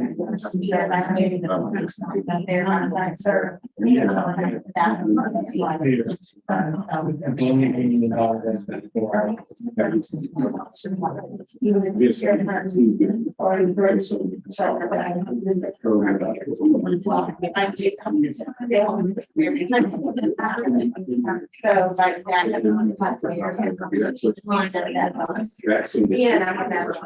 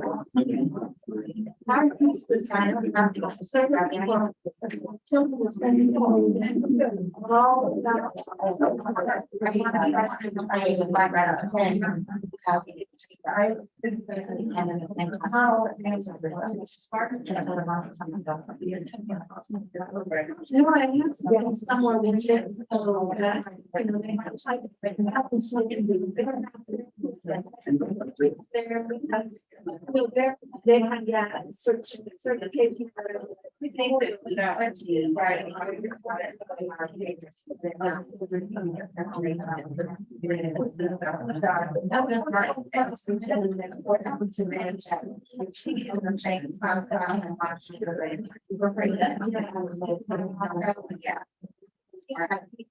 They're like, they write on it.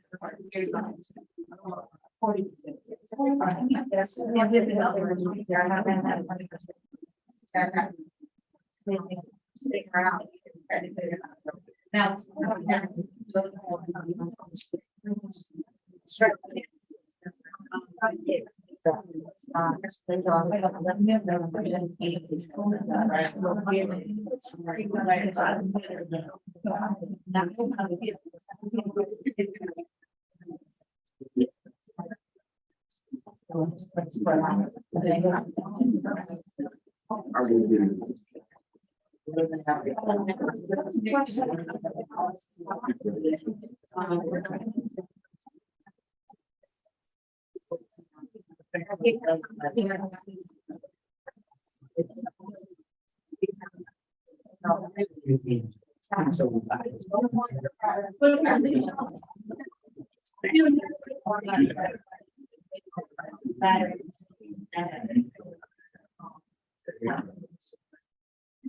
So we should have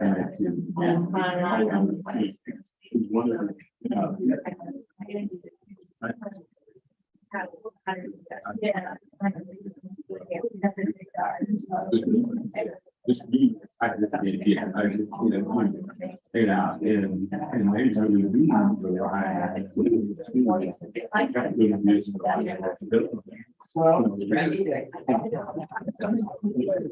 Finish everything.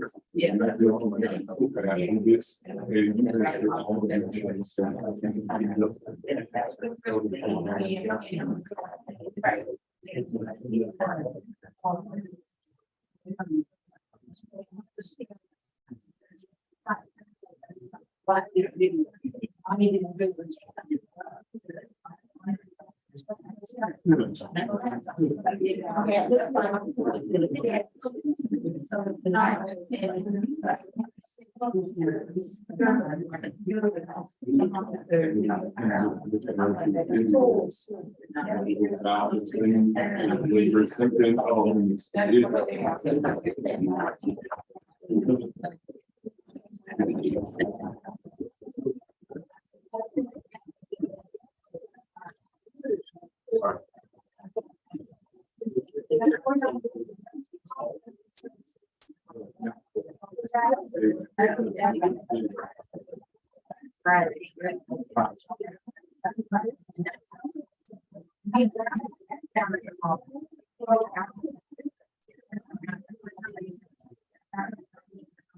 Yeah, well,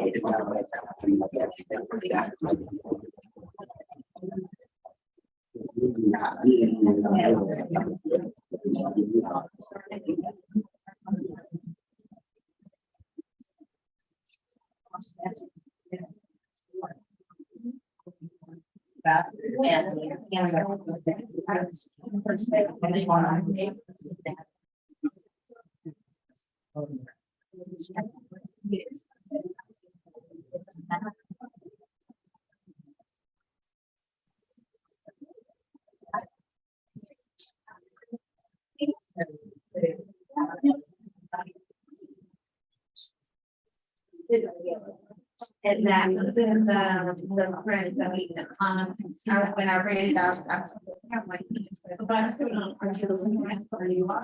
Right after. Did you? You were just talking about. Yeah.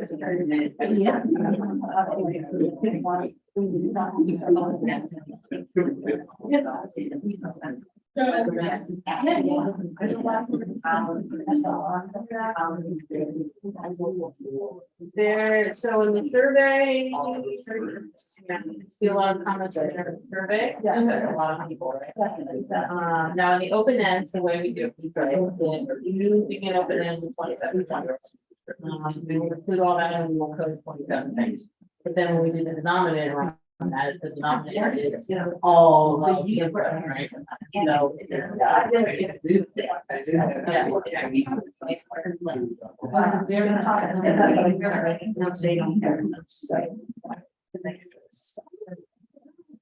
So we definitely more than I've heard in other cases. So like parent focus group, we had multiple parents and then talking about, we have two things.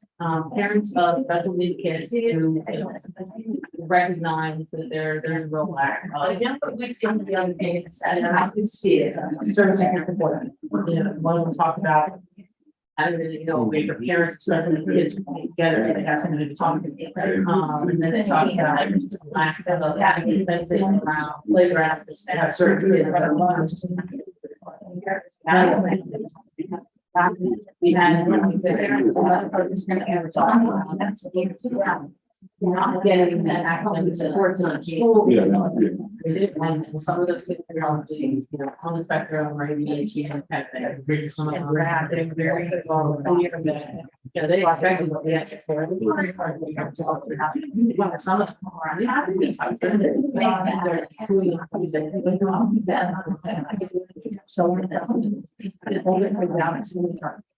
And they knew what they did, at grade level and the next person to see that said you're doing her. That was good. And they didn't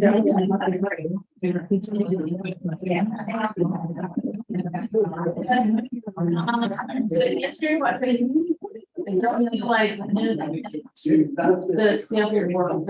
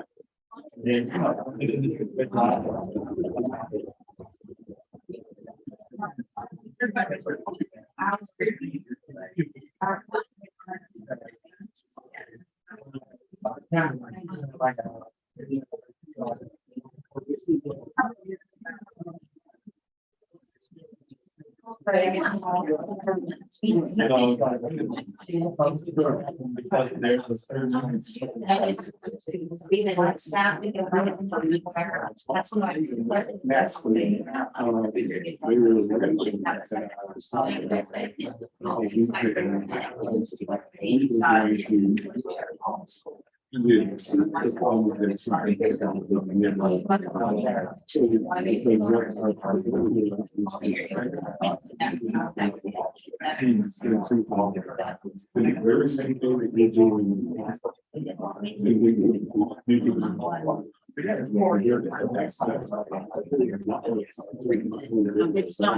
That's. Immediately, then you're not doing that. You can.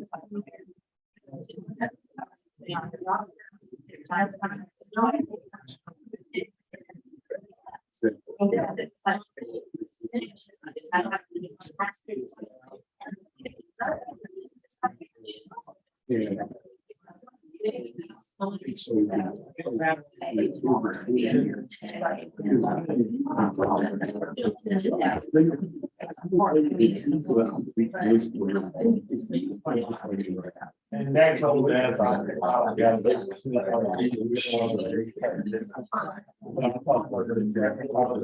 I say it.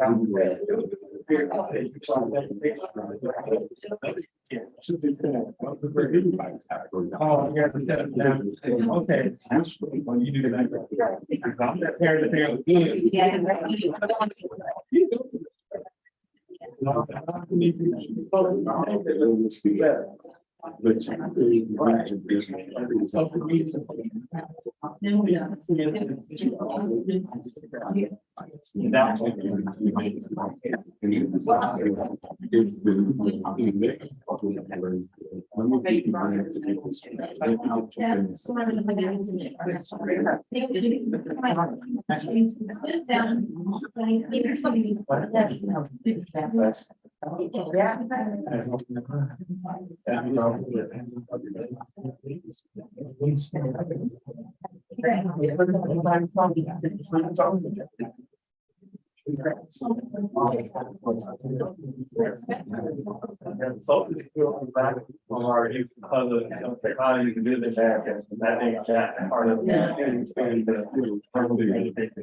Well, and I think it's like, that's.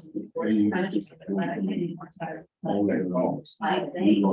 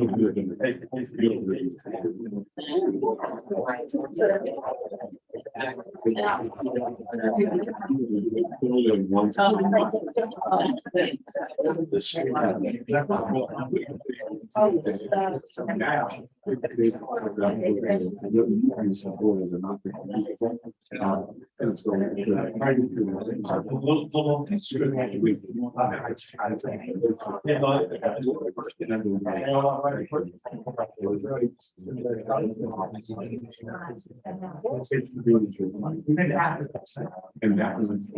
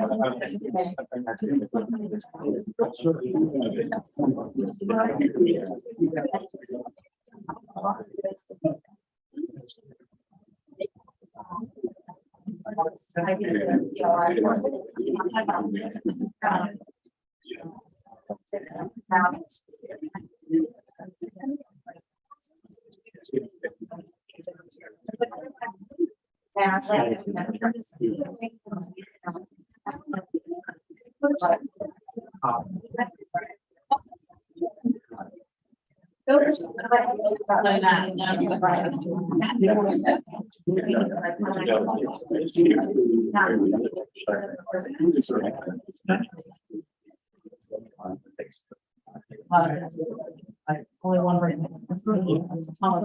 So.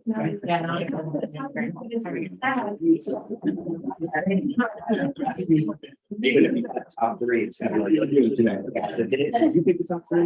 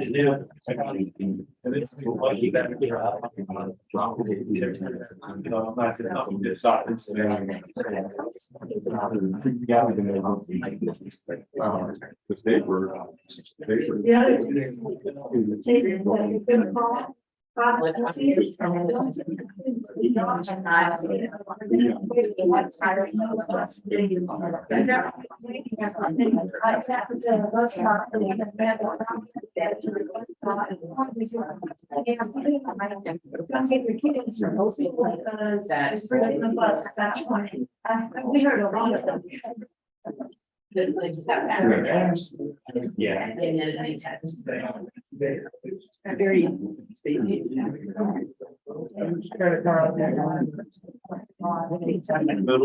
Yeah.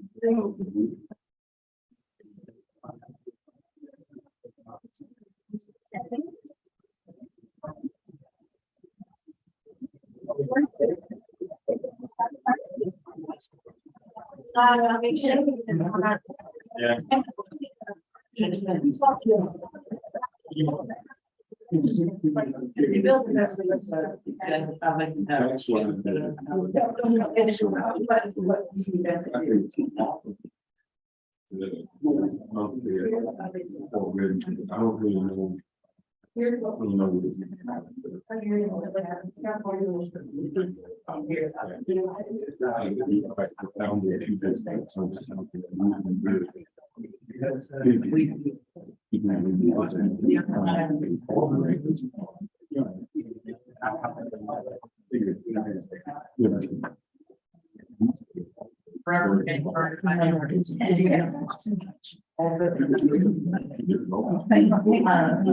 It's very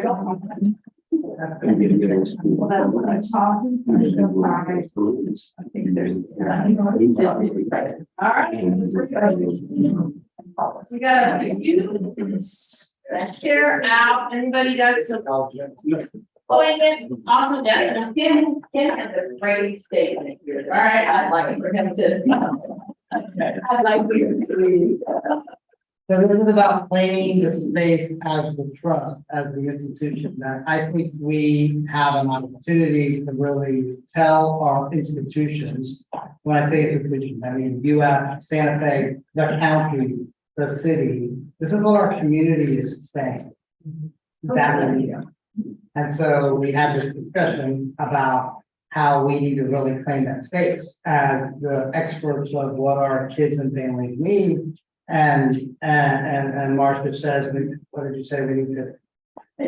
We can, we would be telling them that this is what we've heard and this is where they did, right? As opposed to Ken was saying, we should tell them, you need to do this.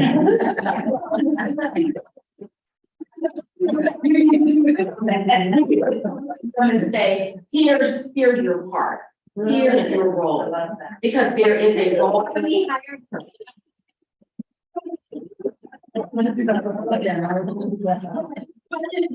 The same thing, right? It's a role to play. And I thought it was just, Tasha was hit the nail on the head. You would think that we would hear more about the role of these institutions, and we didn't hear anything about it. And so then that means we need to make sure that everybody is at this table and everybody is doing their part. And I will tell you that when Lee and Mike and the crew said we need to trust, that was something that the county really said. And before there ever was a trust, is the trust needs to serve as that umbrella to tell the community, here's all the different resources the community has, but they're not being coordinated and they're not being focused in a way that can help for most kids and parents. And so I think that's really our goal. And Marcia, in defense of the other institutions, there was a question in the back of the material about by the providers. It said something like who assist you, and it listed all the different providers that are out there that have been assisted, and you have, and you know, there were a number of them that were named. So, But I love the notion, I'm sorry to just jump in on your conversation, but I thought that it was good, that if we went to US, you this probably la, and I'm from you, okay, I know this. They're like, oh, don't tell me what you want. But I think if we went there and said something, like we were talking about this earlier, we need interns. all of these groups need interns. How do we plug in to your wonderful young people who need community experience for whatever their major is or whatever their fraternity is, who knows? We've got it. We can help make some of these connections. And I think you have to go, oh, phew, that's way better than $8 million or whatever we thought they were gonna do. Right. Some of our best hires at UCF start as interns. And it exposes people. I mean, so even all of our providers to be able to tap into that, just to expose people to different, you know, businesses and organizations and give them that experience. And for the students, it opens their eyes because depending on what their backgrounds are, they may have never worked in this field or, you know, among families and seen the need that's out there. And so Think about how if we could help the providers with resources, if we were that intermediary to say, you need mentors, we can help get you some resources through UF because we're serving as that go to. And that's one of the passion please on the one meeting that I had about thinking about even, not at the scale we're talking about here, but even just the 2 early learning centers that are in Santa Fe. Right? And I think even more than that, because like as a provider, it's also overwhelming when you have 3 interns and they need your time and attention. And so empowering professors to tailor a research class towards a nonprofit or towards an entity or towards the trust, they'll do research on behalf of an organization, so benefit as well. So do you think we need something like the summer jobs program for potential interns from Santa Fe and or UF, where kids, college students learn what a not-for-profit employer needs from you and what they expect of you? I mean, it would certainly be on a different level than a high school student, make eye contact and shake hands and wear appropriate clothing. I'm sure these students are a little better prepared than that, but I think you're right. It would take way too much of your time to have a new student every semester and start at the same thing.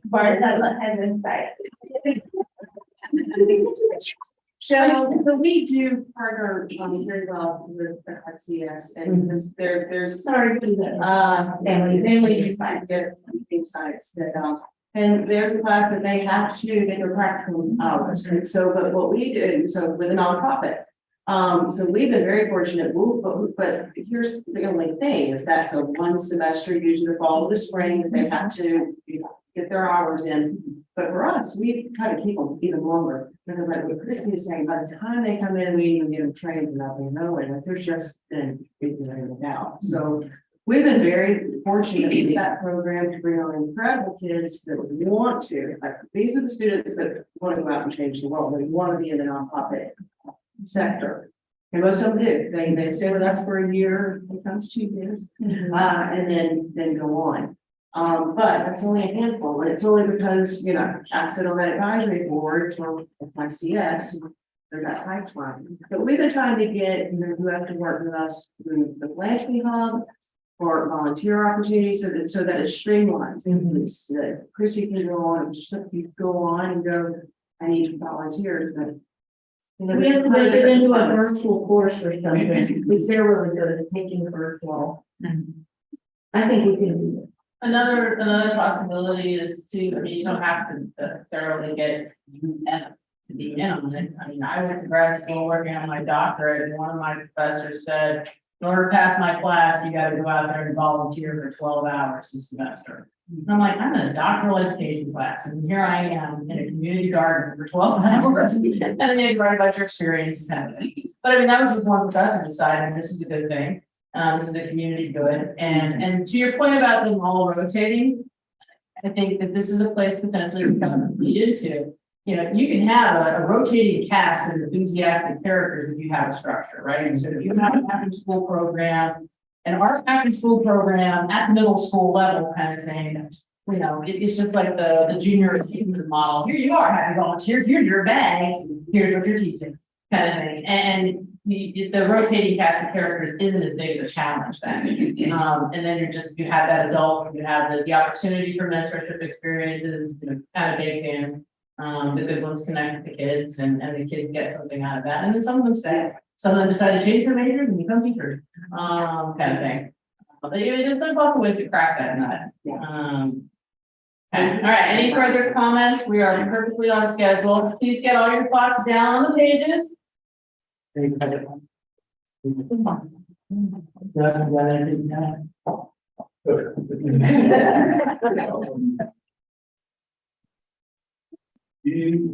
do.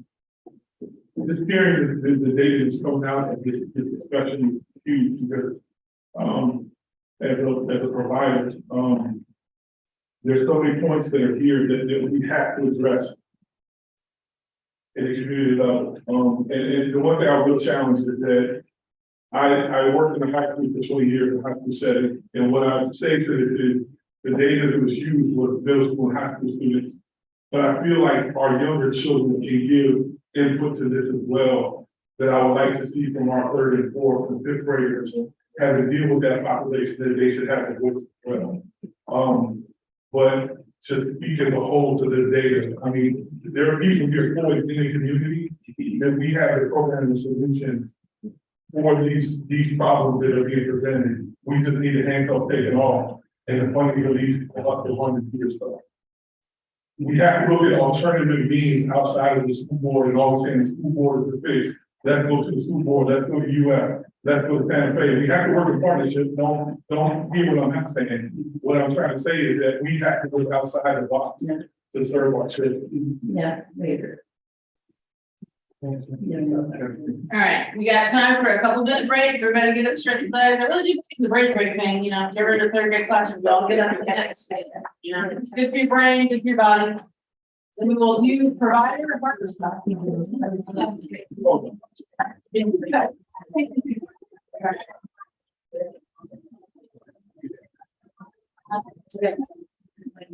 Yeah, I can't remember what it's called. Great. Yeah, kids get up, big dance, and they have all different dances and things. It's hysterical.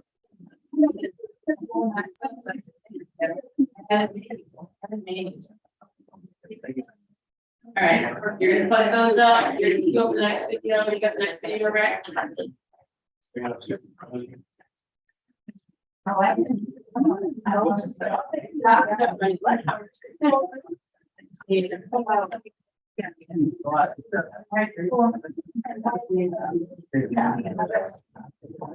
Oh, the, no, so like I say.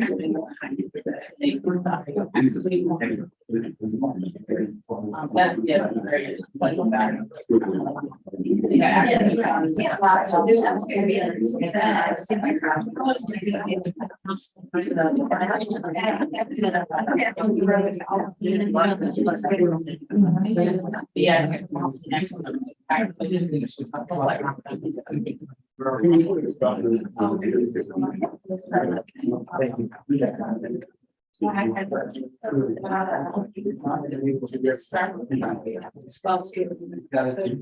do is. Oh,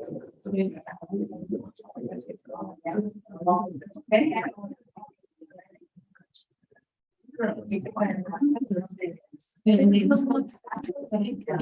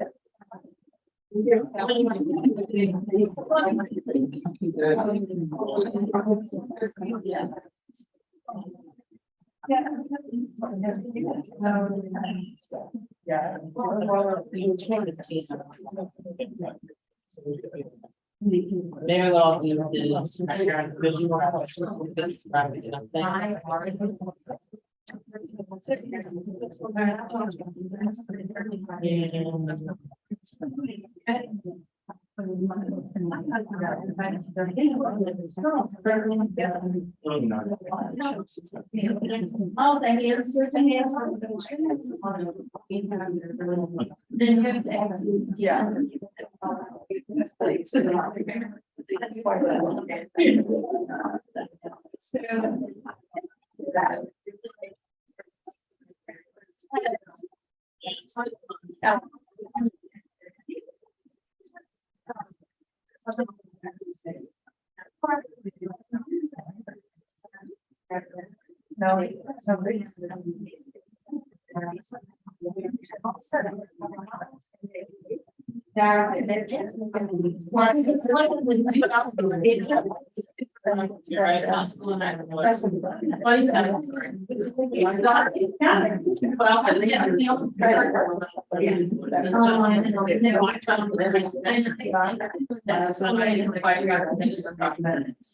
But, you know, then I don't know that they're talking to the partners. And then, those parents, their sample size. It's, you know, normalized, I'll see the broad. I don't know for in my mind, because I went, but you can see it, you're about the taste that really. I think we have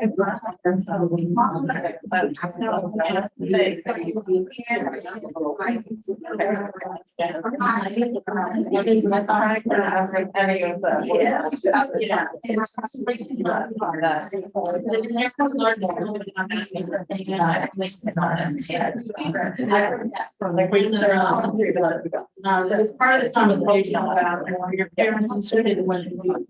You know, yeah, like, yes, I'm an adult, it's not to the kids, but I think that's what it is. Yeah.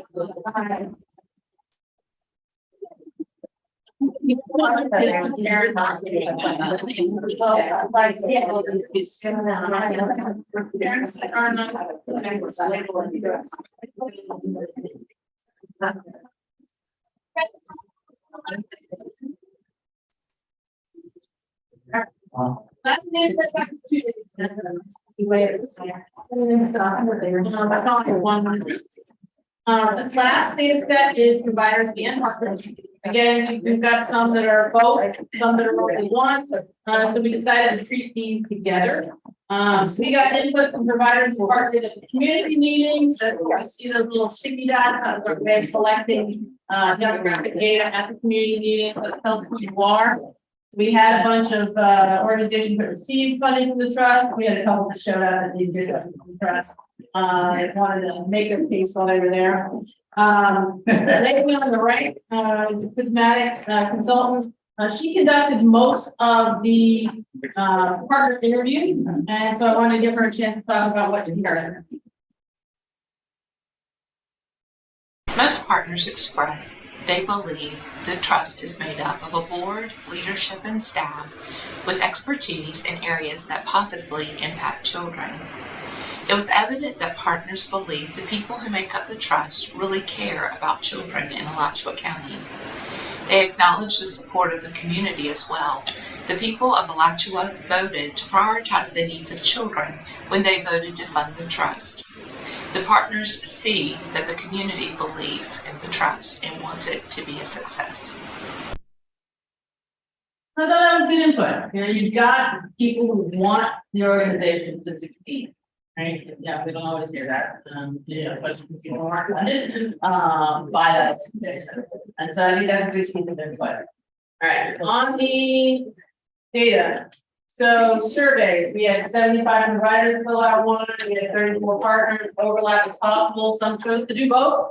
I know that at least one group chose to do some sort of huge organizational thing because they needed a PDF printout of the survey so they could discuss it in committee and then turn in the survey. So I don't think that, you know, I heard just 75 individuals within providers and 34 individuals that within partnership organizations. I do think there was a discussion among some of the organizations before the surveys were filled out. Overlap is possible, so that is quite wrong data. Interviews. And so in interviews, we try to cover the gamut, like I said. That was one of the data saturation pieces. So we tried to get some from every area, went out of our way to get one interview. Interviewee chose to remain completely, totally anonymous, but we wanted to check a box out there to make sure we got somebody from one of those areas. So we've got key informants, partners, and providers. The data that you're about to see. Focus groups, we only did one. It was largely by invitation among providers and partners. And again, we were trying to fill gaps to make sure that we heard enough from certain areas. Okay, so that one was explicit selective sampling there. Okay. Quick note about what isn't included in the place map. So the surveys and the focus groups and the interviews included I thought it was gonna be easy. Lengthy discussion about the metrics that the trust currently has in place that you see in their annual report, as well as the values and principles that the trust currently operates under.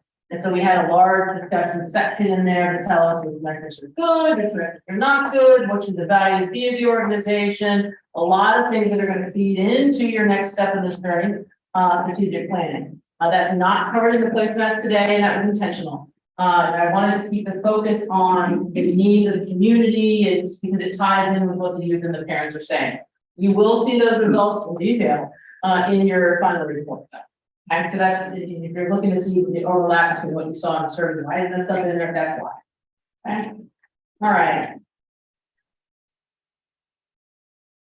Before we start this one, you get one data placemat, it covers essentially 2 different areas, lots of overlap, right? No questions, you just hand stuff out and begin. Gonna give it about 30 minutes, maybe a little bit longer for this one, it's different questions. For kind of to talk about. And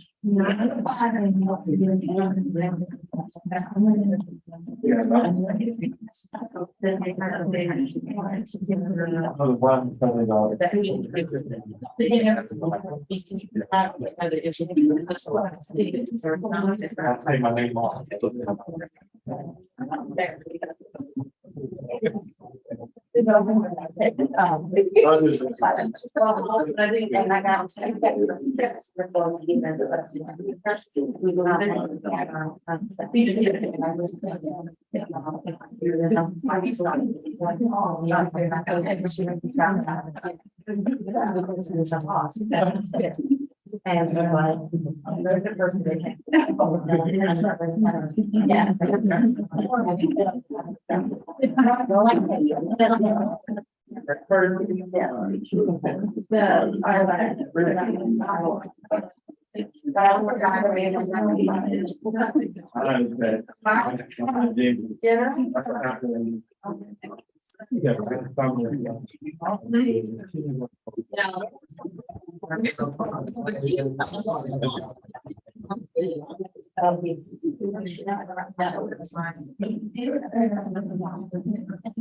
What's in the towel would be like. Whatever you want to figure it out. We will see improvements.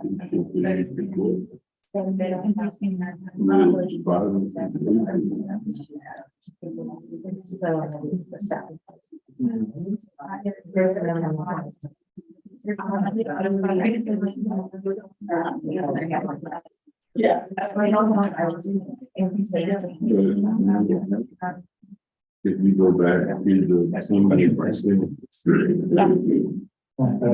If they're quickly putting together the providers and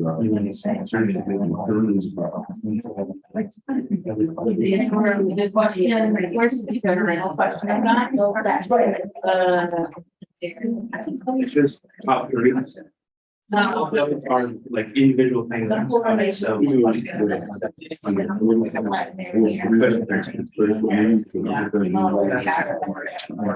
We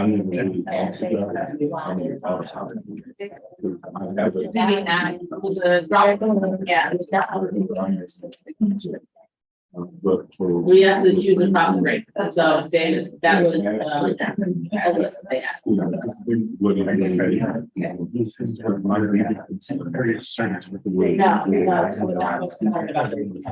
Begin the Dropbox. The whole that is one of the top is the big list. So it's kind of listed where.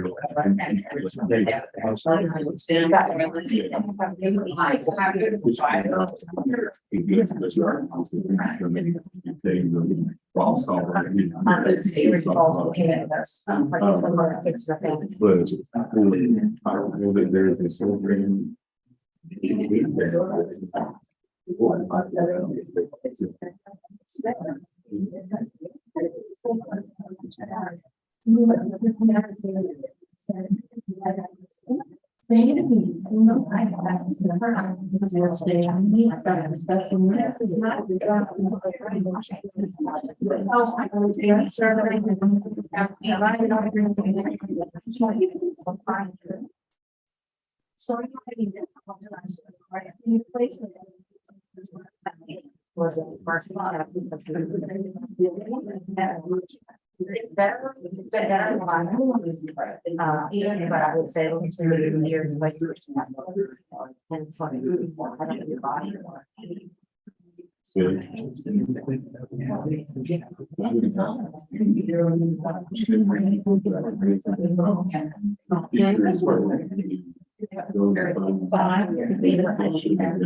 We are all.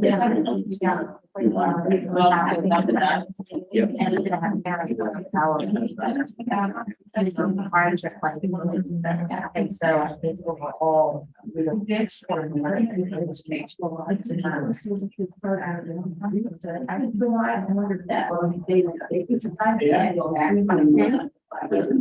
here we are. But it wouldn't be as pretty, but that's what. Yeah, like water. Yeah, I can do anything.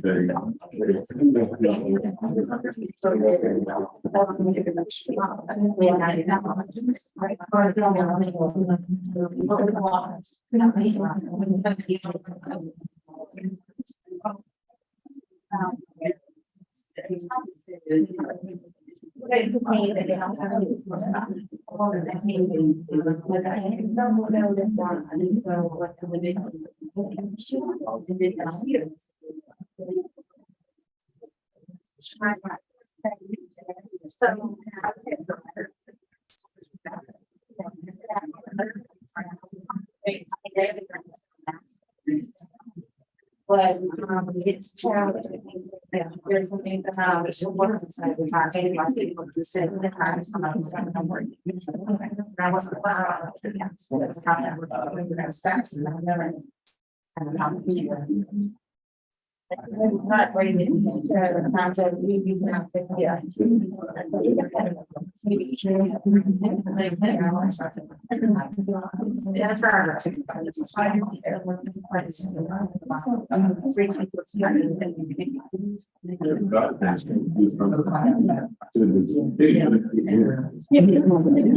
They expect us to do it, or they have to stay late.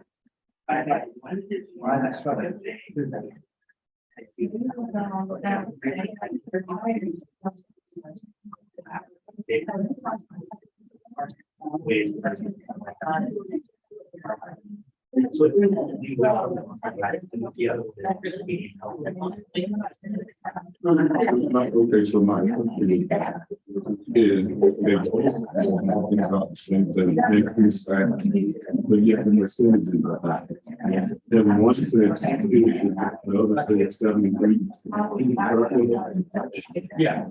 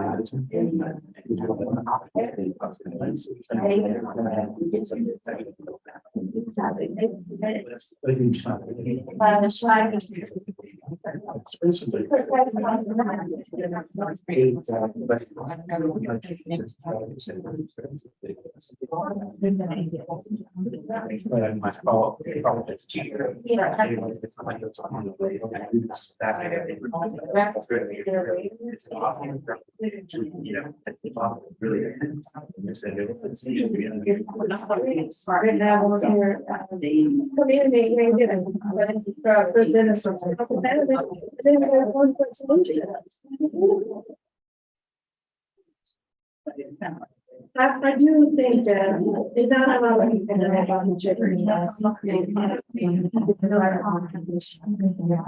How we're using, I share with the community, figure out what we do, and also share with them the resources. They don't know.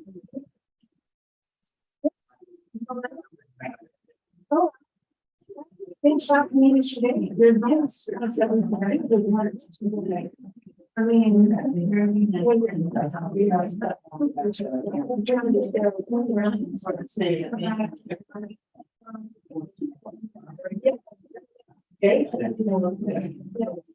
Which is, I partnered with, and some of their, he didn't want us to, with their, that's, I don't think it will be.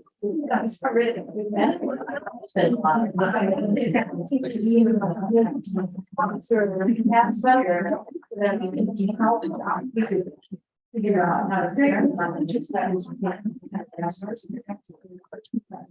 Because they don't know that stuff. We didn't know. Yeah.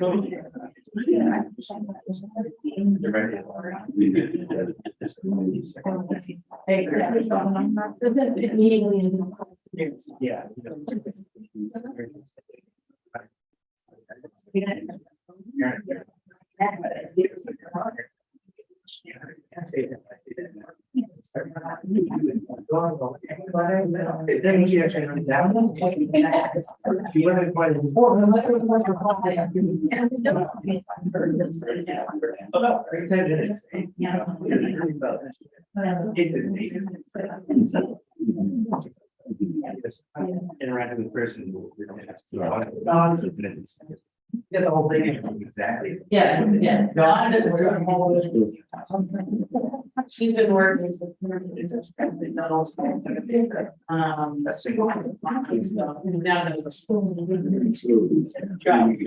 So both increase and assistance in finding qualifications. And that was from both. Both. Started off. Very good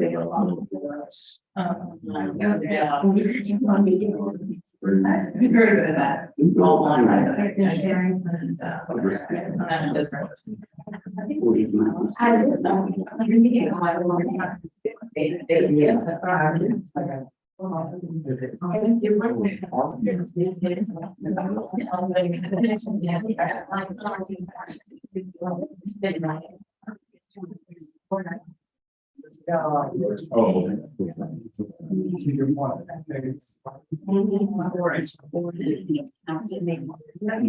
Everyone was great. See, go. You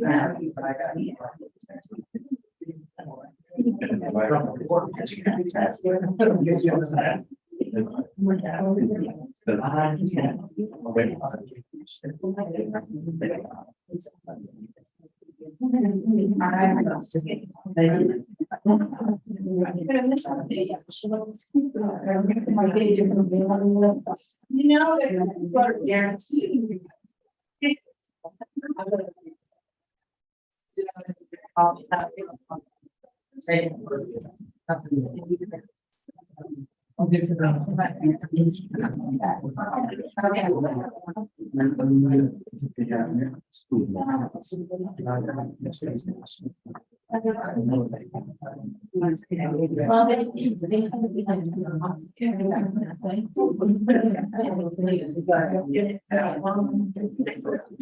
Having access in the security of mind.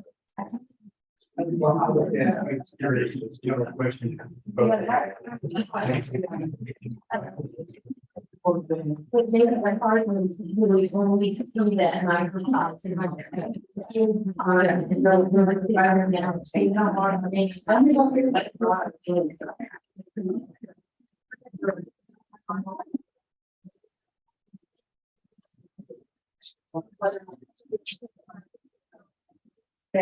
Right.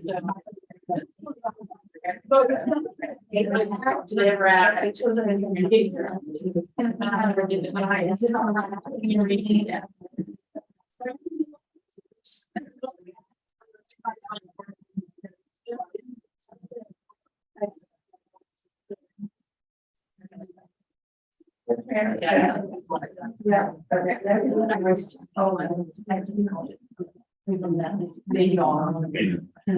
Yeah, I remember when you were at the center, that was the only thing that they really. That's really important. Well, and I'll talk more about healthy food and adults and children from birth all the way up to how it's affected.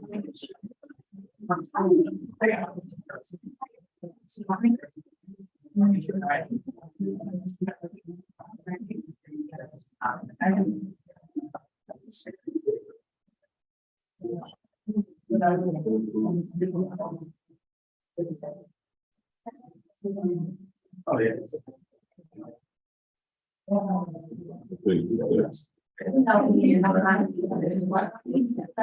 We brought lots of information.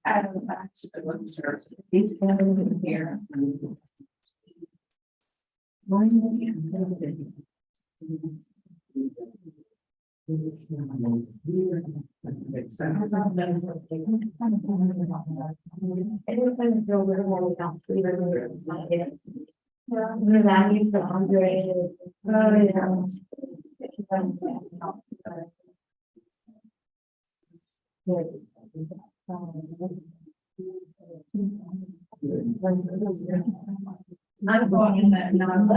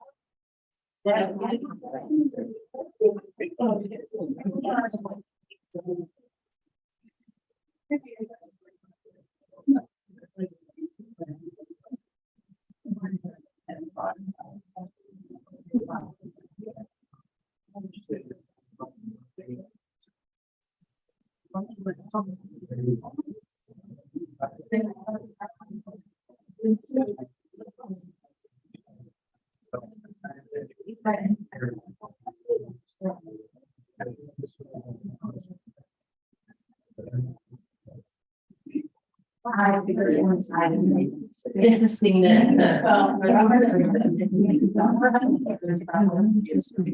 are talking about it. Right, well, going to do it. As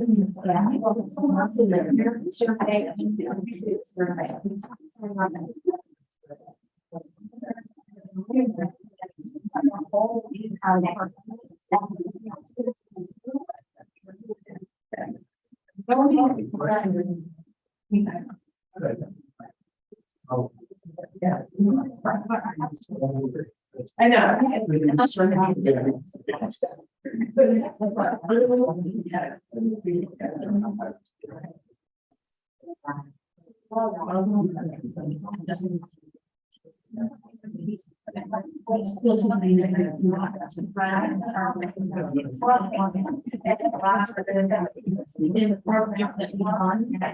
Yeah, our school programs.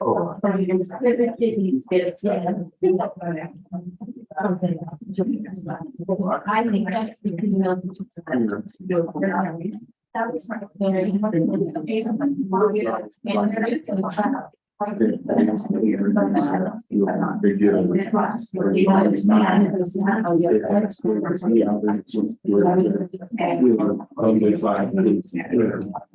oh, you know, it's happening in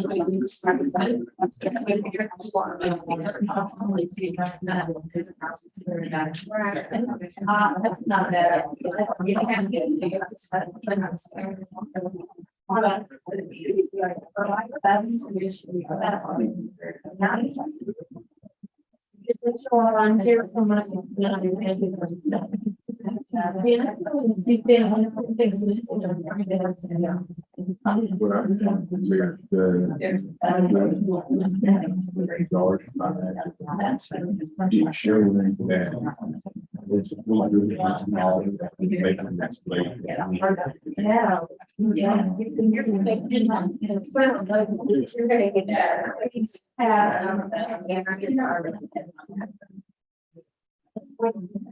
And I haven't really done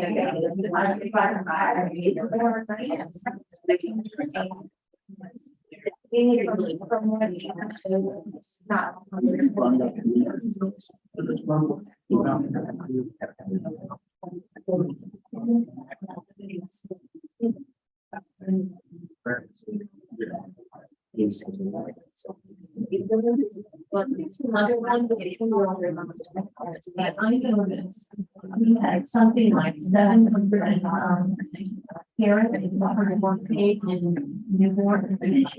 So you know how many kids are in there? So I think it's not many. It's more like it's the thing that so that like we have to really want to together, together, not together.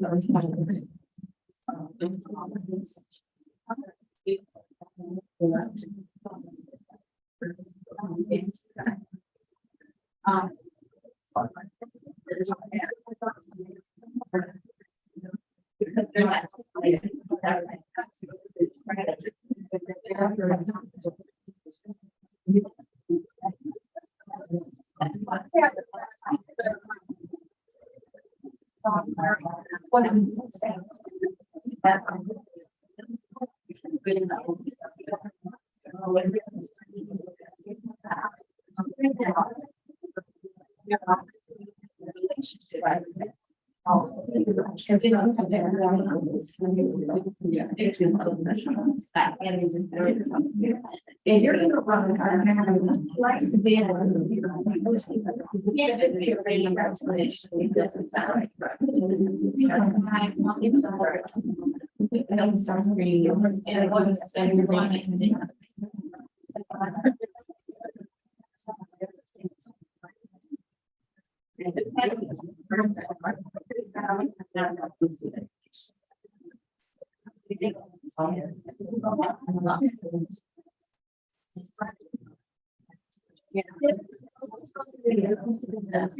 fun. Yeah, I think that's why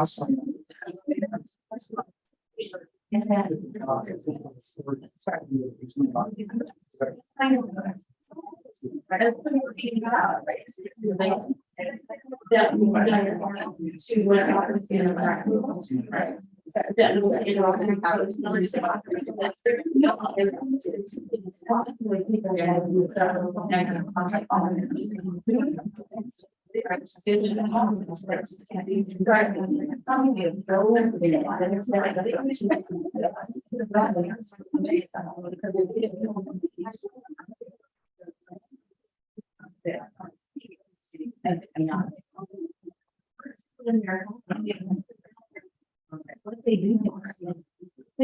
It's not well.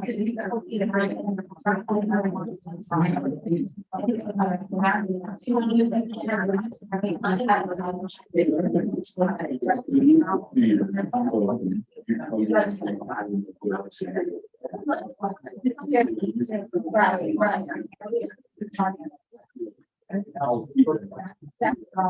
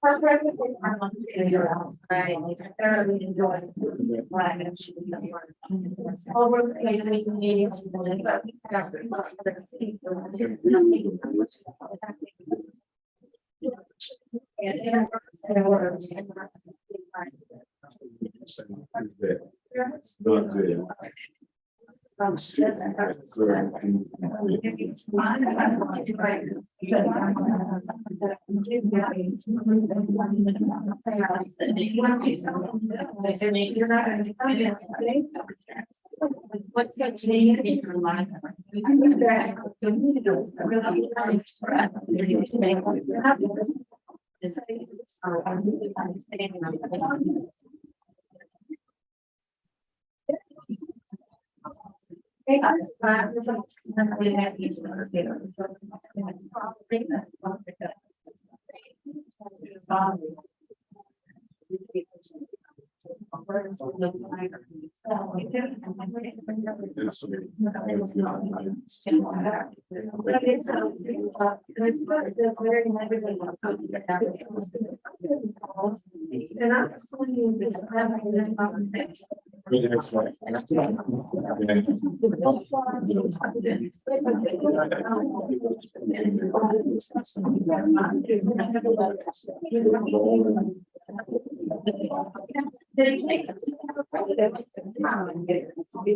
And they're free.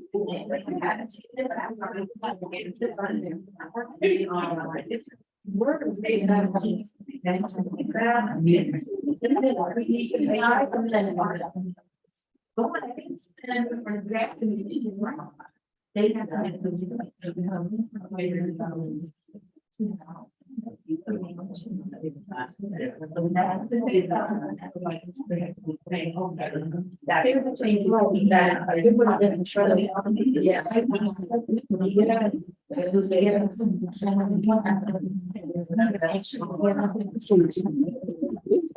and it's a way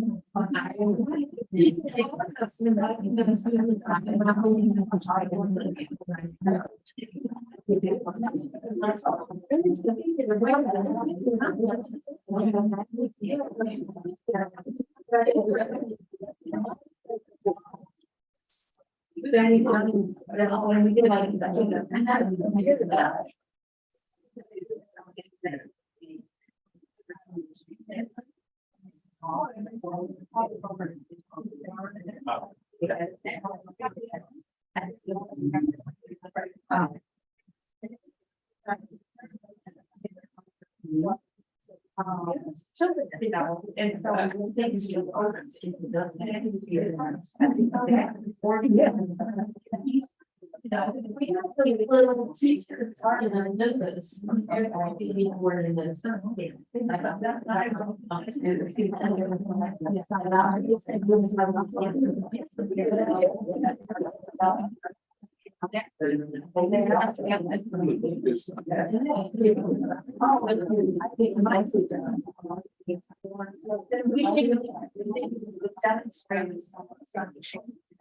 So I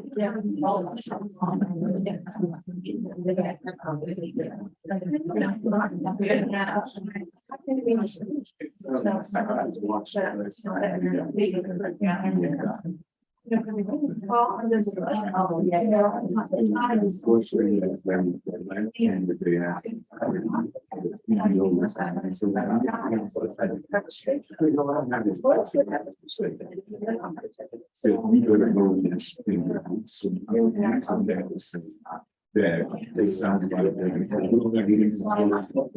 or that's why this is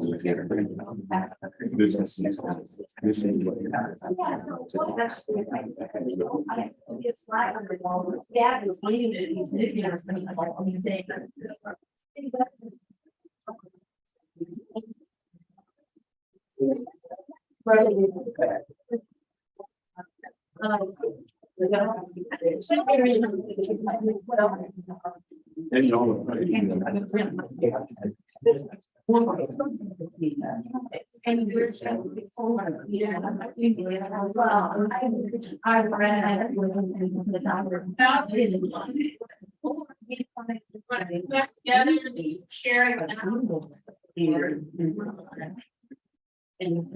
Anybody got anything that they would like to share with the group? Insights? Remaining. I think we're talking about how, in a way, we're looking at, you know, images maybe all the period, you know, that meeting, you know, again, it's hard to do all the other things if this is the greatest need. Because I think something's kind of surprised me, you think the increase retention of qualified staff lower than increased staff. When one, you know, is needed for the other, and then how low, you know, professional development is in there too. So I guess our question is how are they defining, you know, professional development when they thought of that?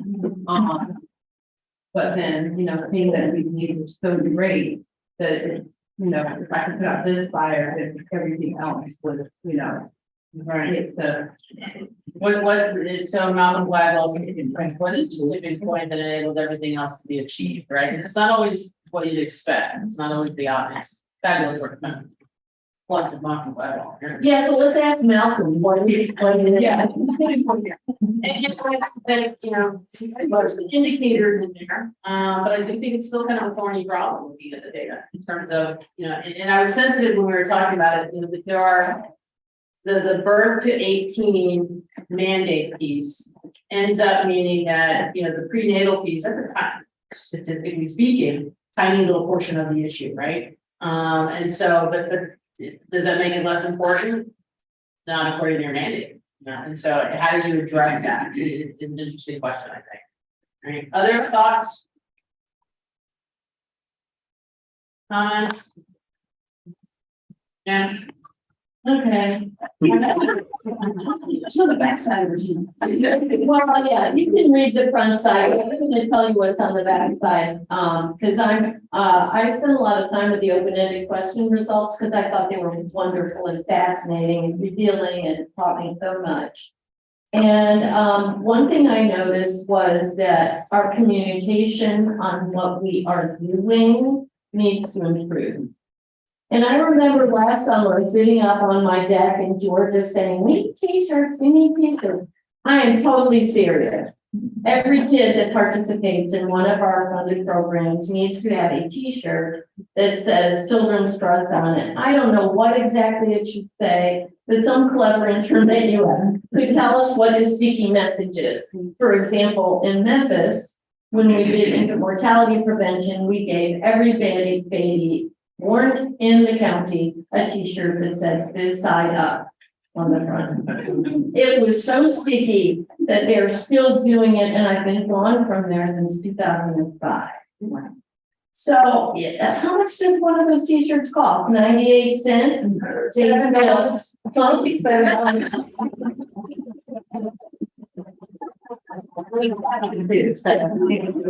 know what I mean? You know what I mean? And I think those children are the walking billboards that we need to have for the voters to have a clue what we're doing with their money. So that's one of them. And then, one other thing that I had on my list was about 700 and some kids participated in the newborn home visiting program.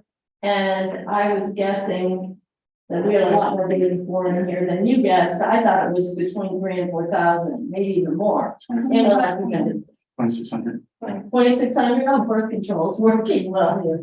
Okay, but still 700 numerator to 2,600 denominator. We're doing pretty bad on getting people to accept a free visit from a registered nurse to their home. So what are we doing wrong? St. Lucie County manages, why can't we?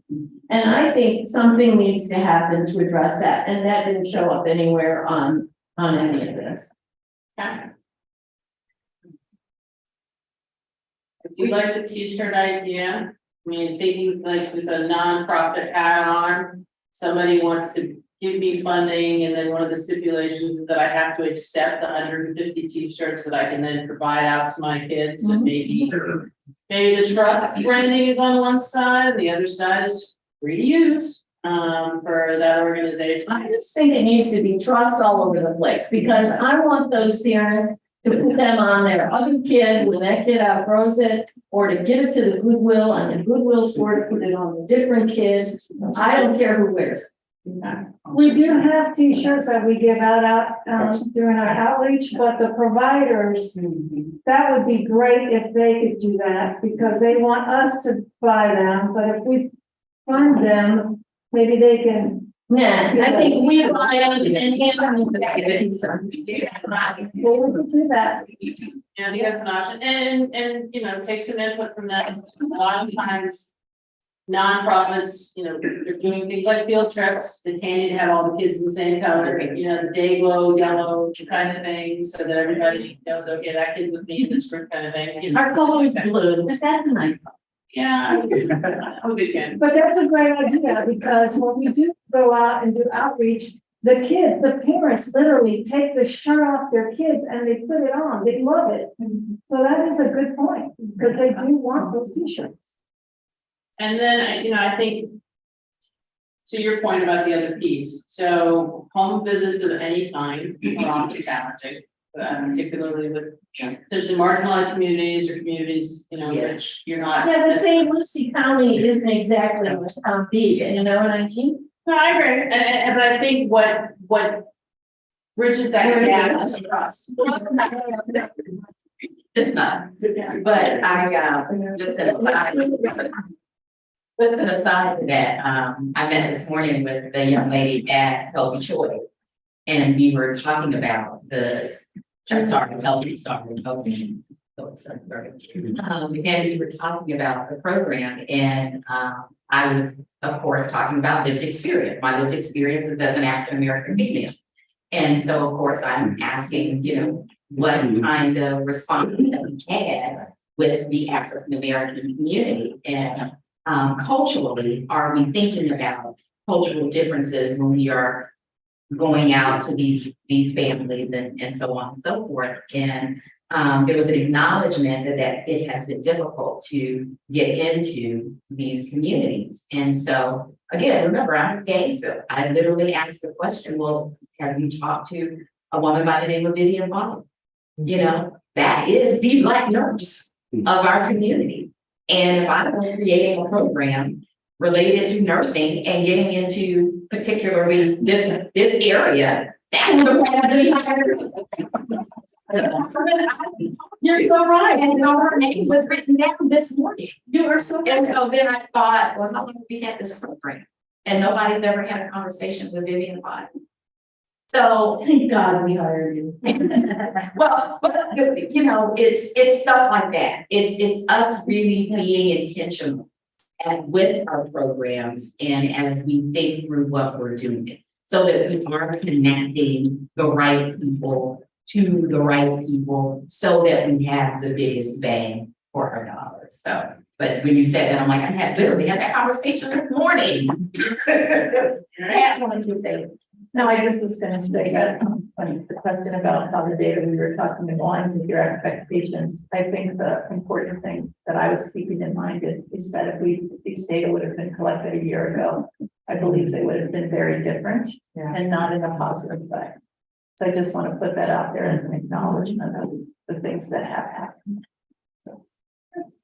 And to your back to your point, kind of tying these two things together. I mean, I think looking at the assets that are there, did we hear negative things from all the groups? Absolutely, absolutely. And it's all in the survey data. You can see all that. Did we hear a lot of things about positives and cautious optimism? Maybe, I don't know if those are the right words, but it's just a willingness to come together. And I keep coming back to, right, to your point, what's the best thing about your neighborhood? Friendly neighbors. I mean, that's not, I'm not gonna say that's an abnormal result, right? But that is not the result that comes out there all the time. Okay, that's, this is an asset that you have. And the whole visiting piece, maybe we figure out how to make it community based. Maybe it's not something that the neighborhood needs to go. Yeah, and we can tie it in that way. And I think that's build on those assets. So, okay, so we got time for like a 5-minute break and then get up and stretch again. Brain breaks, really good for you. We're gonna talk about bringing it all together. If you have your cell phones, there's a couple of QR codes. We're gonna do a couple of things so we get some good graphics, man. I was in comments from. Okay. Let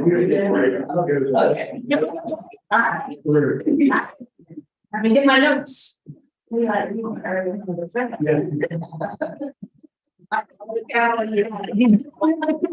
You can absolutely participate via your laptop if you got Wi-Fi. Still have this open.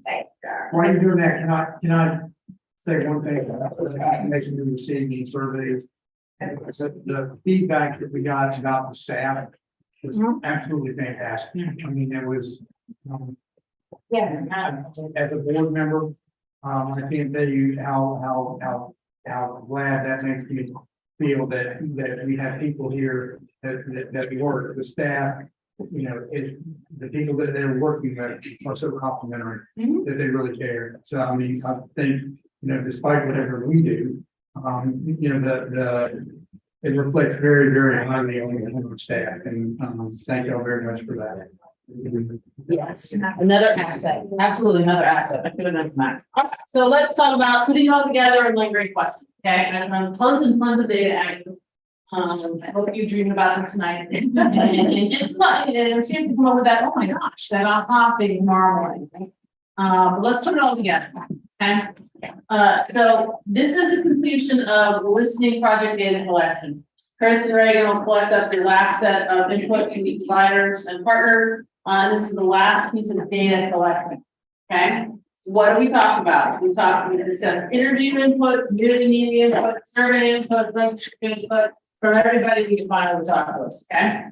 We've begun to identify themes and areas of focus moving forward. That's a piece of what we're putting on our analysis side and what you are bringing to us through these discussions, which thankfully are recorded, and through the piece of the provider, the feedback forms that you're going to give us. Okay.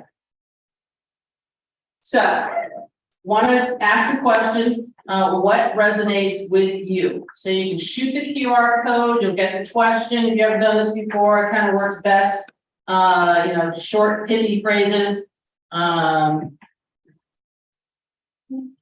get the QR code. It should be active.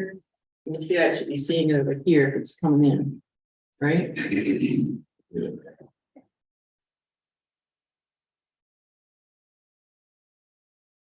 This is just a general question. We looked at a lot of stuff. What's really resonating right now?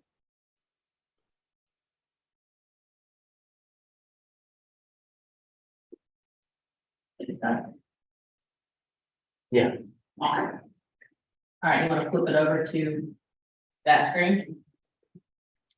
See if this works. So should we do a phrase and submit or? Yeah, hit submit. All right, there we go. All right, now you can see it going.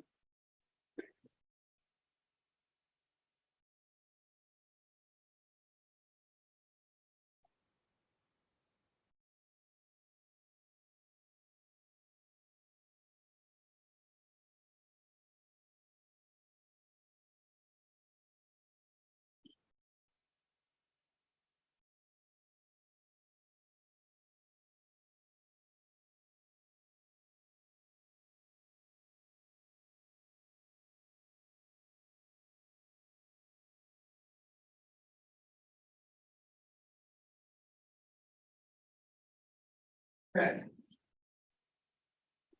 All right, another couple seconds, get your last thoughts in there.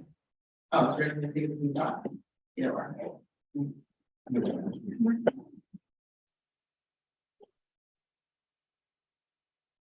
All right, so we got resonating themes, community. Other big ones, need. Yeah, I mean, I think that was kind of, it's one thing to, unless we say, yeah, I know we have needs in the community, it's another thing to see a survey result that says, oh my gosh, 51% of the kids still feel like it's a great place to grow up, right? So it brings home to me, when you start looking at data.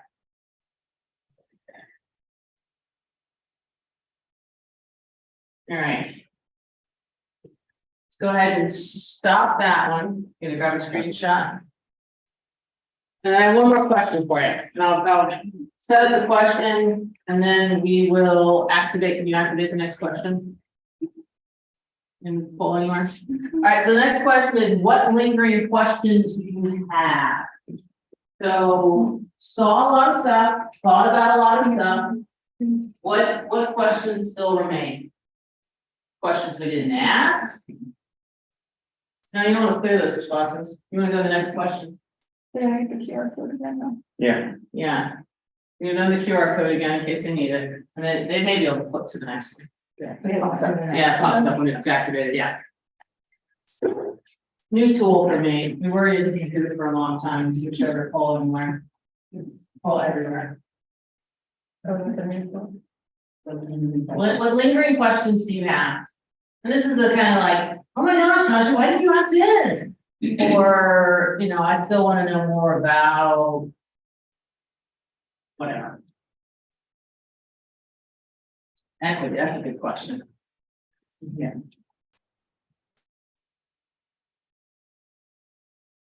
You can do multiple words, you can do phrases. Absolutely. Go right in there.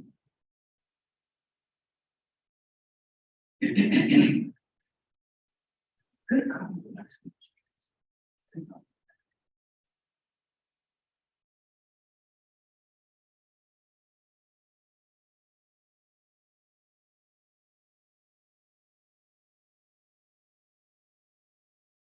So we have lingering questions about how to be more collaborative or how to bring in collaboration. We have questions about equity. Questions about definition, meaning what?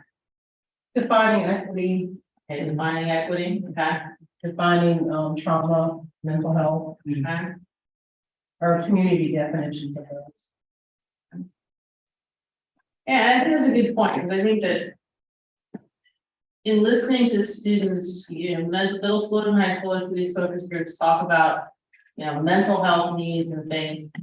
I in my mind, I tie it together with some of the survey results about, you know, it speak to me saying a sense of isolation. You know, I don't necessarily have other kids my age who live near me. And so is the mental health need just I'm lonely, or I seriously need, you know, psychological counseling and stuff, or do I just need someone to talk to? You know, in which mentorship program will covers the need. I think there are questions there around the mental health for sure. And then equity is always a question of, you know, do we have buy-in in the community to really go from an equity-based standpoint, and then what does equity look like? Right. Sasha, I don't think that with you, but I wanted to add to that, because I think about some of the discussions we had around marginalized population. And so what I'm thinking about is how we need for their data to get lost in larger kind of subsets. And so when we don't go out and disaggregate according to race or some other indicators, it's just wanting to make sure that their strategy still honors those marginalized communities that they express their interest in. And so for me, that becomes a lingering question, so given that our data set right now isn't disaggregated. So that's what I'm still chewing on, like how to navigate those. Good news is collecting enough data that I think we can do disaggregation in a couple different slices. And that way. Right, you guys got a screenshot of that? Okay. Very cool. Thank you for your help with that. This helps me understand what we need to make sure we covered in the report. Because obviously with this many data points, we could write about. All right, next slide. All right, so, you know, one of the things that I said at the beginning of this was, yeah, I'm bumping down here. Is that, you know, this includes Prismatic's work on the data collection piece, right? And our next steps is we'll write up a report, I'll be back and talk about the report, kind of thing, and then the ball hands off, okay? And so I thought this was a great segue into what I normally say anyway, so I'm gonna let him say it. What I like to tell the Children's Trust, first of all, thank you for being a trust. But I think what's really important as we go through this listening tour is that we listen not only to what the community needs today, but what the community is thinking about in the future. And that this listening tour is a process that we've started, but that we build into our processes some sort of continuous way that we're always listening to our community. And that's the key piece I want to build into this. So, you know, I appreciate the comment that came out early, you know, thanks, you know, we need to have a consultant help do this kind of thing. But at the end of the day, you want to build into your own tool bag a continuous sort of process, okay?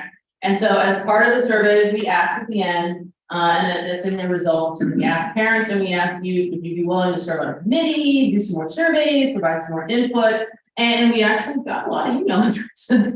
And so I was very impressed with the willingness to help out, again, that sense of community. And maybe that starts the seed process. I do think that somebody was talking about when we go up for refunding again, a couple of remark, being able to talk about progress, right? So there's lots of metrics that you will be struggling with discussing when you get to the planning piece.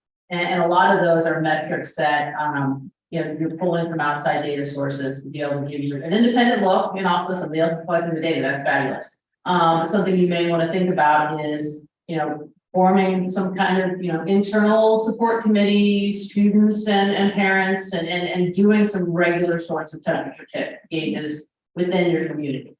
And so, you know, annual survey, you know, pick some of these questions. You know, I've seen organizations, they do, you know, monthly surveys, a different questioning kind of thing. And so they get frequent feedback, but being able to then chart a picture of, okay, at the start point here, X percentage of the youth said this, you know, 5 years from now, we've moved the needle to X plus Y percentage point of students saying this. And so thinking about those kinds of things as you go through the rest of the strategic planning process. Okay. Boring stuff. Neat. All right, next steps. So again, where we started. Next steps, March 27th, you get your final report posted. April 3rd, I'm here to do the board presentation. May, we talk about communications products. We had a little conversation about that earlier. Over the table over there. What does that look like? Really up to you guys. All the raw materials, you know, that we've collected along the way. So the Post-it notes and all those things, you know, you have all those as used as you wish.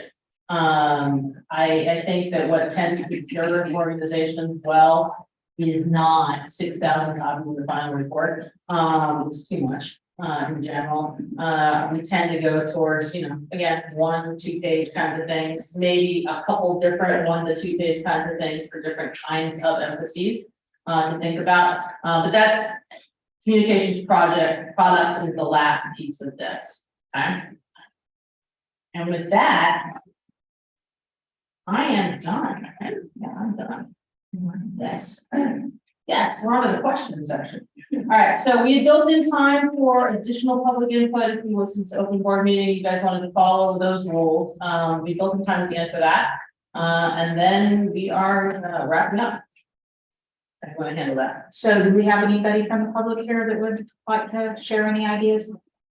Yeah, just based on the last comment, you know, and you see the aggregation of the data and how it compiles, and I think, you know, the company has done this, but when you get the feedback and you see the, you know, the young lady spoke about our underrepresented communities, it's not spoken to this before. The data that we have and the numbers that we have, this proportion of the education system and where it is directly represented in all of the certain communities. But we're not speaking to it in this report, but yet we are the voice of the children's trust, and you're the voice of the children's trust, and having access to public funds. To me, the taxpayer, and you, the taxpayer as well, for her to not have total access to be able to get the data she needs. Having school board members on the board, having governmental board members on the board to not say, this is an important task for us to be able to get this data. And for her to have to pivot because she couldn't get the data, I question, truly, are we getting a full picture now? The picture that's been painted in the world that I live in my experience in the last 15 years, is pretty accurate. But if there's a lot of other granular things that we can find out, if we had full access, I think it would be, we would get a totality of the picture. But I think we are trying, I think for what you're trying to compile and do. Thank you. And we will pull some data disaggregation in the report. Gainesville versus not Gainesville was brought up as an important key disaggregation point, as it went along. We will look at, some, disaggregation, by the zip code, within Gainesville, got a couple of those already in the works. And then we also collected, recently on the students, we've got a few of them for that. And then we've got some income pieces, among the parents that I wanted to highlight when we get there. But I do think, you know, it speaks to your comment, speaks to the idea that community, as we're trying here, collaboration as something that we perhaps need to strengthen. In the sense of, this is an organization that supports kids birth through 18, you know, a big chunk of your focus area are kids that are in school, right? You know, we're not covered to 0 to 5. And so maybe, you know, we can talk about ongoing communication efforts, maybe there's a greater collaboration there. Because I was saying before, you know, it would have been fabulous to be able to say, and have the school district say, all right, all middle school, high school kids take this survey, 10-minute survey kind of thing. I would have said, okay, we have the universe kids provided amongst population, and then you would see different things. We probably still see the same thing overall. We collected enough data for that, and we would possibly be able to do greater disaggregation. I can get down to like Newberry versus, you know, kinds of things, which I can't necessarily do with the data set we have. So that's a you know, future thoughts for you guys to think about it as you go forward with the process. That's, you guys have done a fabulous job. Data parties, you know, call them data parties, but I know they're a lot of work. That's why I call it a data party, because if I said, okay, come and do a lot of work with me, do it, hopefully so. But you've covered a lot of ground, and I want to thank you guys for providing your input and your feedback and thoughts on things. It definitely helps as we get to the final product. And I hope to address some of the lingering questions that came up in the report, so that we can have less of them when we get done. Anybody have any final thoughts before I give it back to the boss? Yeah. Sorry. We were getting information and primarily from, you know, middle school and high school. And a lot of the issues that we'll be dealing with, you know, the 0 to 5 is the prenatal to 5. It's pretty important because it can give you the foundation for things that you know, manifest itself later in life. So as we go through the prioritization process about what we want to focus on, you know, this strategic plan will be helpful. And there was something about prenatal care in there, but it's really not, it doesn't have a whole lot on 0 to 5. So how are y'all handling? And so, you know, a lot of choices had to be made in terms of what we're gonna ask about. And, we did have questions, you know, to cover the gamut. We had it in the focus group, we had it in the surveys, asking about prenatal care and asking about 0 to 5 kind of challenges. You know, the prenatal care, we got slid foot on it. It wasn't, it's hard to find that group, right? And so the last set of survey questions we asked was, with your youngest child, did you get prenatal care in Alachua County with fit? So that got us a few more, but, you know, you need a different kind of approach to get to all of those, that population specifically. A little deeper. We did ask about parents that were 0 to 5, you know, their needs. And you can see that bubble up in some of the survey results. We could data disaggregate on some of those pieces as well. We had a conversation about it, and childcare came up as a concern because 0 to 5s, of course. But what surprised me about it was childcare came up for elementary school and middle school parents. So, you know, we have more of a common theme there than we thought. But is it going to, and your point is very well taken about, you know, what happens or doesn't happen prenatal to 5 in terms of a lot of the other challenges that we have with kids 6 to 18. And I think we've got some pieces in there to help you with that. But the prioritization piece in terms of you get strategic planning and how you're going to pull those things out. It's not the largest portion of your kids. And so how you balance that, I'm gonna give you a few suggestions when we get to the report. But here, listen to you. I mean, what we will provide recommendations and ideas. And how you decide to balance that is part of the strategic planning process. And like, can I say one thing? I think the one thing that also would be helpful, and I know everybody knows about this, but just as a reminder, remember when the Children's Services Advisory Board was first created, well, Florida did needs, strengths and needs assessment too, at that point, and it would be interesting to look at that to see if some of the small amounts of information that's in here align with or have changed over time. So just as another place to maybe go back and look, and then you have lots of data from, I mean, not lots, but you have data from Pritzker too, right, that you can collecting. I would just hope that as we go through the strategic plan process, if that goes to y'all, that somehow, and certainly not really anything y'all did. I would imagine it's pretty hard to give a survey for, you know, for that population, just because you're not going to get any response. And the parents go damn busy anyway, dealing with the, I mean, you know, they're not going to be able to attend. So, but it is crucial, and quite honestly, there's been a skid them on board anyway from, you know, it's been a battle between 0 to 5 and 6 to 18, which is unfortunate, but it's all important. And I think that as if we recognize that 0 to 5 can help an awful lot as we go through the process, as the kids get older. Sometimes we recognize that in the strategic planning process. You heard it, so. Yes, you were definitely heard, and I think this is where the environmental scan and the science and the other background work, right? Because while the listening project is huge, it's not all the information that we have. And so that's where, as we move forward, we really have to start like coalescing everything together. And so that will be a huge part of the conversation lately as we start thinking about here are the focus areas. Here is, you know, our opportunity spaces. And that's really what, you know, I think there's a strong case to be made, right? What's the opportunity here? While also recognizing that there's needs and opportunities for the, you know, elementary school kids, middle school kids who are often skipped over, while people start thinking about like, career pipelines. So there's like, there's spaces in all those places, and then you all will have to make decisions. That's right.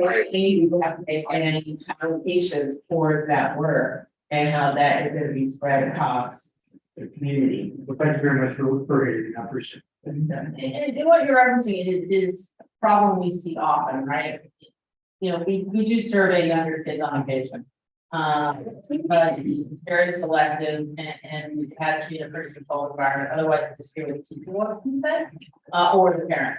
And so, you know, you hear about the challenges for the middle schoolers and high schoolers.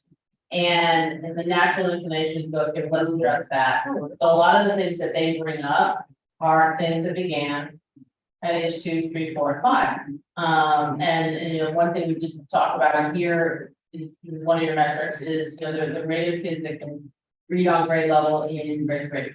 Okay, that's a huge predictor for a whole lot of things, including, you know, how many kids are in the neighborhood. And so, you know, it's the balance. I have kids at this older age right now who have needs.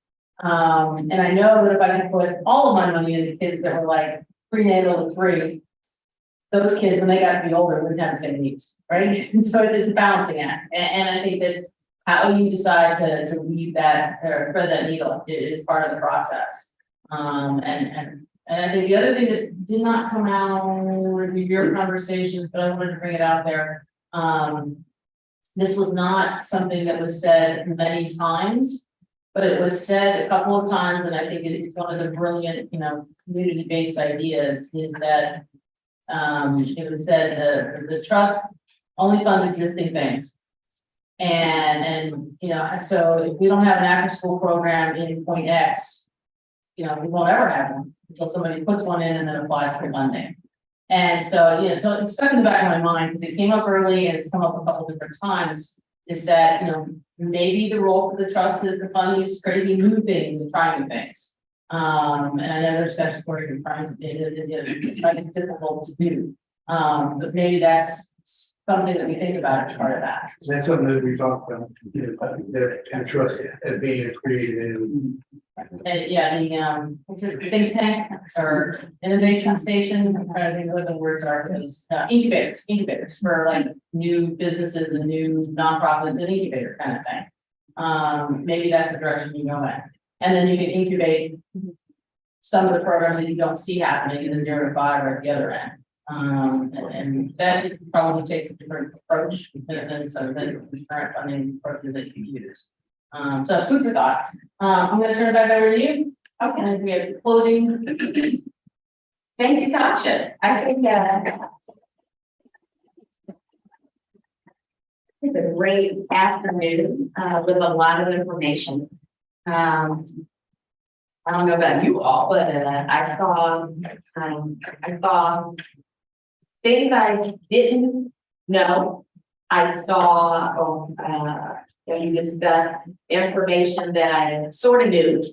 And it's all leaving me with a feeling of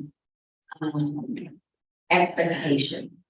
Because I truly believe we have an opportunity here to do some things differently and better. So let me say thank you for your time, your engagement. I forgot that you all were even in the room because I was over here. So interesting. And so I feel as though you all were doing the same. This was a great afternoon. You will be hearing from us about our next meeting. And thank you to the public. Thank you for spending your time with us here this afternoon. And then thank you for sharing your input. Because again, we can't go where we want to go without you. I think that is it, Madam Chair. Is there anything else? No, I just can't thank, you know, you and your team enough and our staff. Because you guys went out there and supported all of this. And this was a huge endeavor. We've done months of work that's come together for this party today. So thank you all for that. Thank you all that participated in these steering committee meetings. We're excited to where this heads and helps us direct the trust better based on community wants. So with that, if there are no